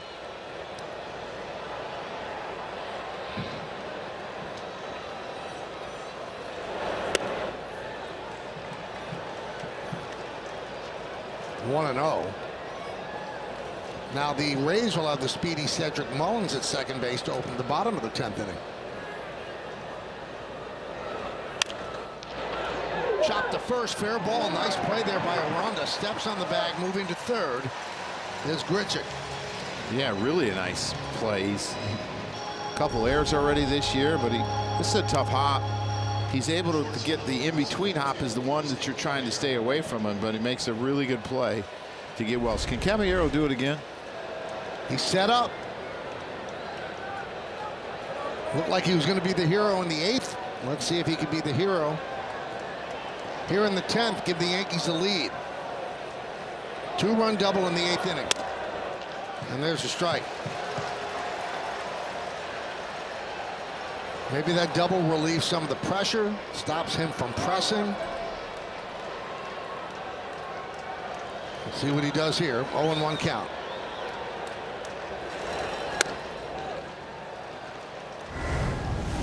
Yeah, here's the double that Michael's talking about in the 8th inning. A hanging breaking ball. Boy, there's some emotion let out against his old team there. And put the Yankees up 3-2, a 2-run double. Fortunately, they gave him a run up in the bottom of the 8th. Ground ball, it is through for a base hit. He comes through again. Grichuk scores, and the Yankees take a 4-3 lead.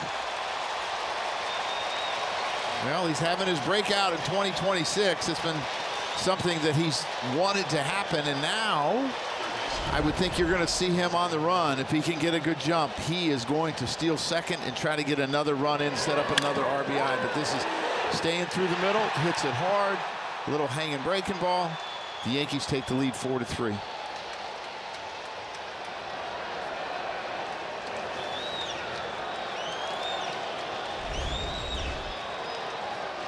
So here is Rosario.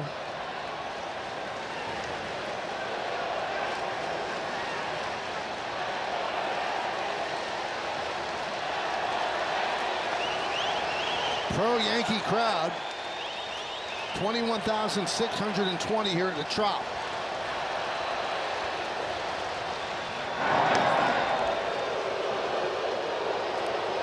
Yeah, they're checking if the first one he stepped off to see if it's the second one. Caballero wants to know how many times he's disengaged.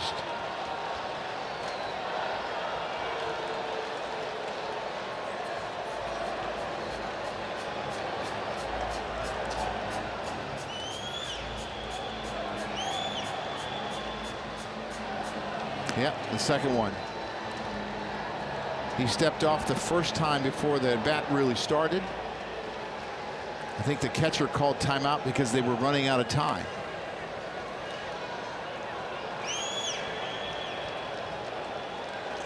There he goes. Slow roller. Seltzer fields, steps on first, and that'll do it. But the Yankees score the inherited runner on a big hit by Caballero. Yankees have 4 runs. Caballero's driven in 3 of them. Max Fried loves it. Can they hold on in the bottom of the 10th? It's been an early season of frustration for that man. Playing shortstop every day because Volpe is rehabbing, and he just wasn't doing it. 0 for 3, first 3 tonight, getting to 1 for 29. Then he had the 2-run double in the 8th, gave the Yankees a lead. Then an RBI single in the 10th to again give them the lead, and David Bednar will try to hold it. Yeah, and so many options for Kevin Cash here with Simpson as the hitter. He's an outstanding bunter. He hits the ball on the ground about 70% of the time. He can fly. The Yankees have to be ready for anything. He might try to push a bunt between the pitcher and the third baseman towards the shortstop. He was working on that today, working on all kind of bunts. And he shows bunt, but pulls it back, takes the curveball for a strike. So Mullins is at second. You got good speed at second, so the wheel play is probably out. You just got to get it out and then try to get Walls. And bunted toward third. Beautiful bunt. No bobble, and that allows Simpson to reach. As Rosario reached twice, he lost the play on Simpson. It's over. If an infielder has to move to his left or right, a lot of times they're safe. If you fumble the ball, a lot of times the guy is safe. And you're going to see this. One little fumble.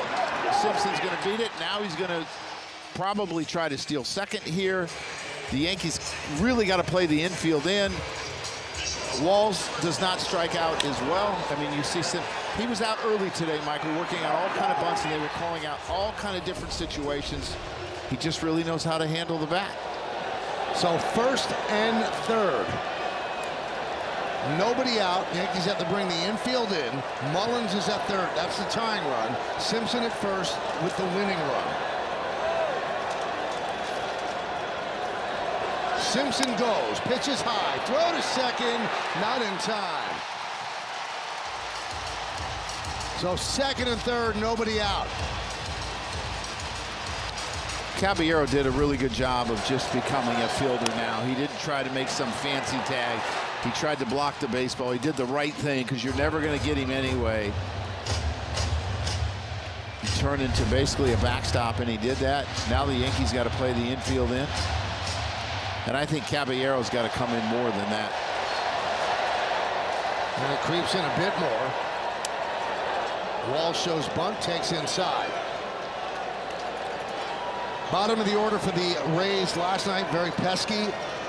And they're like gnats down there.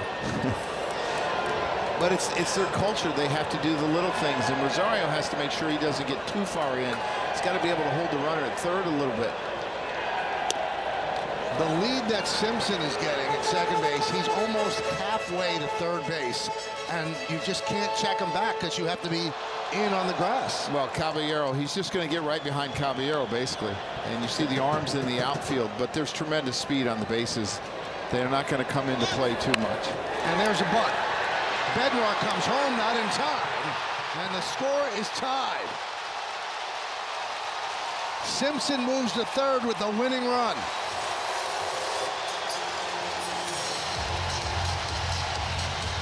Being able to bunt the baseball and put pressure on a defense with elite speed on the bases makes it really tough. And someone's got to communicate. He's got to go to first. But you know what? There was nobody at first base, so that's his only play. Jazz didn't go to first. He came in hard. Ben Rice came in hard. Now they got to talk it over what they're going to do here. Now, Joe, the difficult thing, you could have the infield in, and you still might not get Simpson at home. No, you're not going to. And you see everyone comes in and crashes. Nobody goes to first base, and that allows Walls to get to first base. Here, I would expect Diaz is a real contact hitter. He's one of the best hitters in the game. That runner at first doesn't mean anything. You can walk him and load the bases. You got Fiducia up. He's in the 2 slot now. Maybe you can get an infield in, a double play.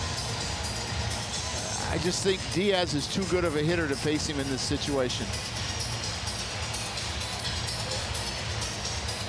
And he is going to walk him as he holds up the 4 fingers. And that will load the bases with nobody out. And Diaz is looking at the Yankee dugout and saying, "You're walking me?" Yeah. Yeah, we are. That's what they told him. And here comes Boone to talk things over with his pitcher, catcher, and all the infielders. Yeah, and do you bring in a 5th infielder? I think you probably have to. Play with 2 outfielders.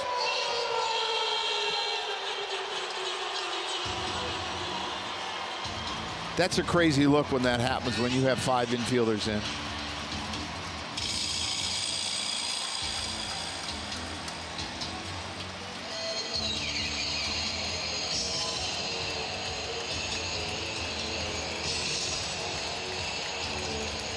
So it's going to be Bellinger.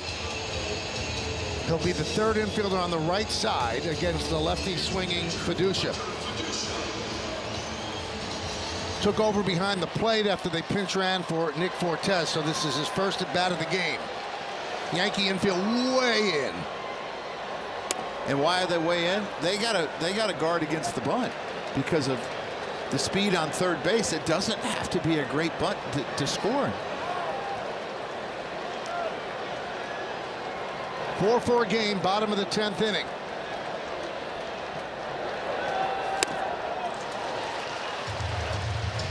So 0-2 on Hunter Fiducia.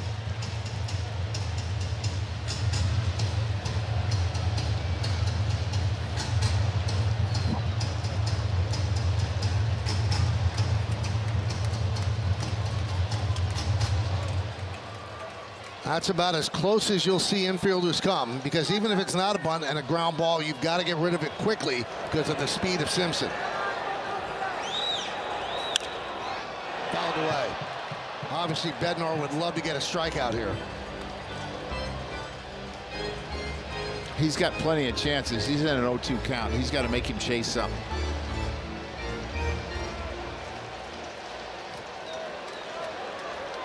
Got to be worried about chasing something in the dirt. It gets by Wells, game over. Wasted upstairs. Even if it goes 10 feet to the right or left, it's over. Yep. A lot of pressure on the defense because of that speed at third base.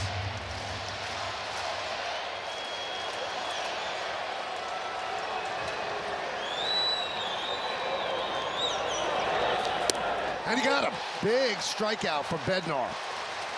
1 down.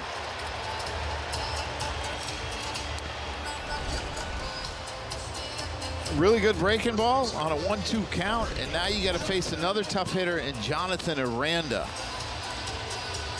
who's already shown he has the ability to hit a sac fly, has been great in these situations.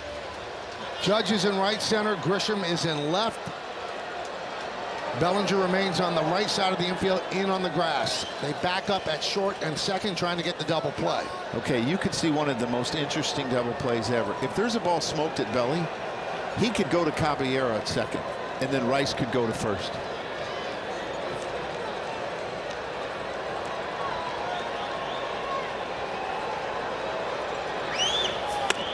Big cut.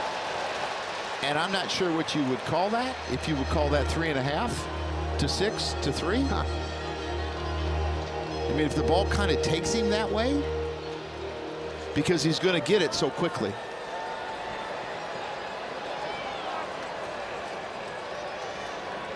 The 0-1. That one is chopped to Chisholm. He bobbles it. Ball game's over. And the Rays win 5-4. What a bottom of the 10th inning. Nothing hit hard. Inherited runner scores. Simpson scores. And the Yankees have lost 4 in a row. You know, the Rays made the Yankees field the baseball. They bunted the ball extremely well. And the speed of the Rays, where they were in their lineup, created problems. And the Yankees had a really tough game. They weren't able to get shutdown innings tonight. They were able to come back. If Belly makes this play, it's an out at home. Jazz kind of gets blocked out, and then once he doesn't catch it, the game is over. You know what, Joe? If Jazz catches that and tags Diaz, they could get the double play and end the inning. That's right. There are a lot of things that could happen, but if you're Diaz, you got to run backwards. You got to run backwards and make him chase you to see if you can get Aranda to first. But Aranda comes up with another RBI, and this is an unfortunate loss because Max Fried pitched really well. You got some guys going at the bottom of the lineup, and you don't come up with a win. 5-4, Rays win in 10. Yankees have lost 4 in a row. We'll be back.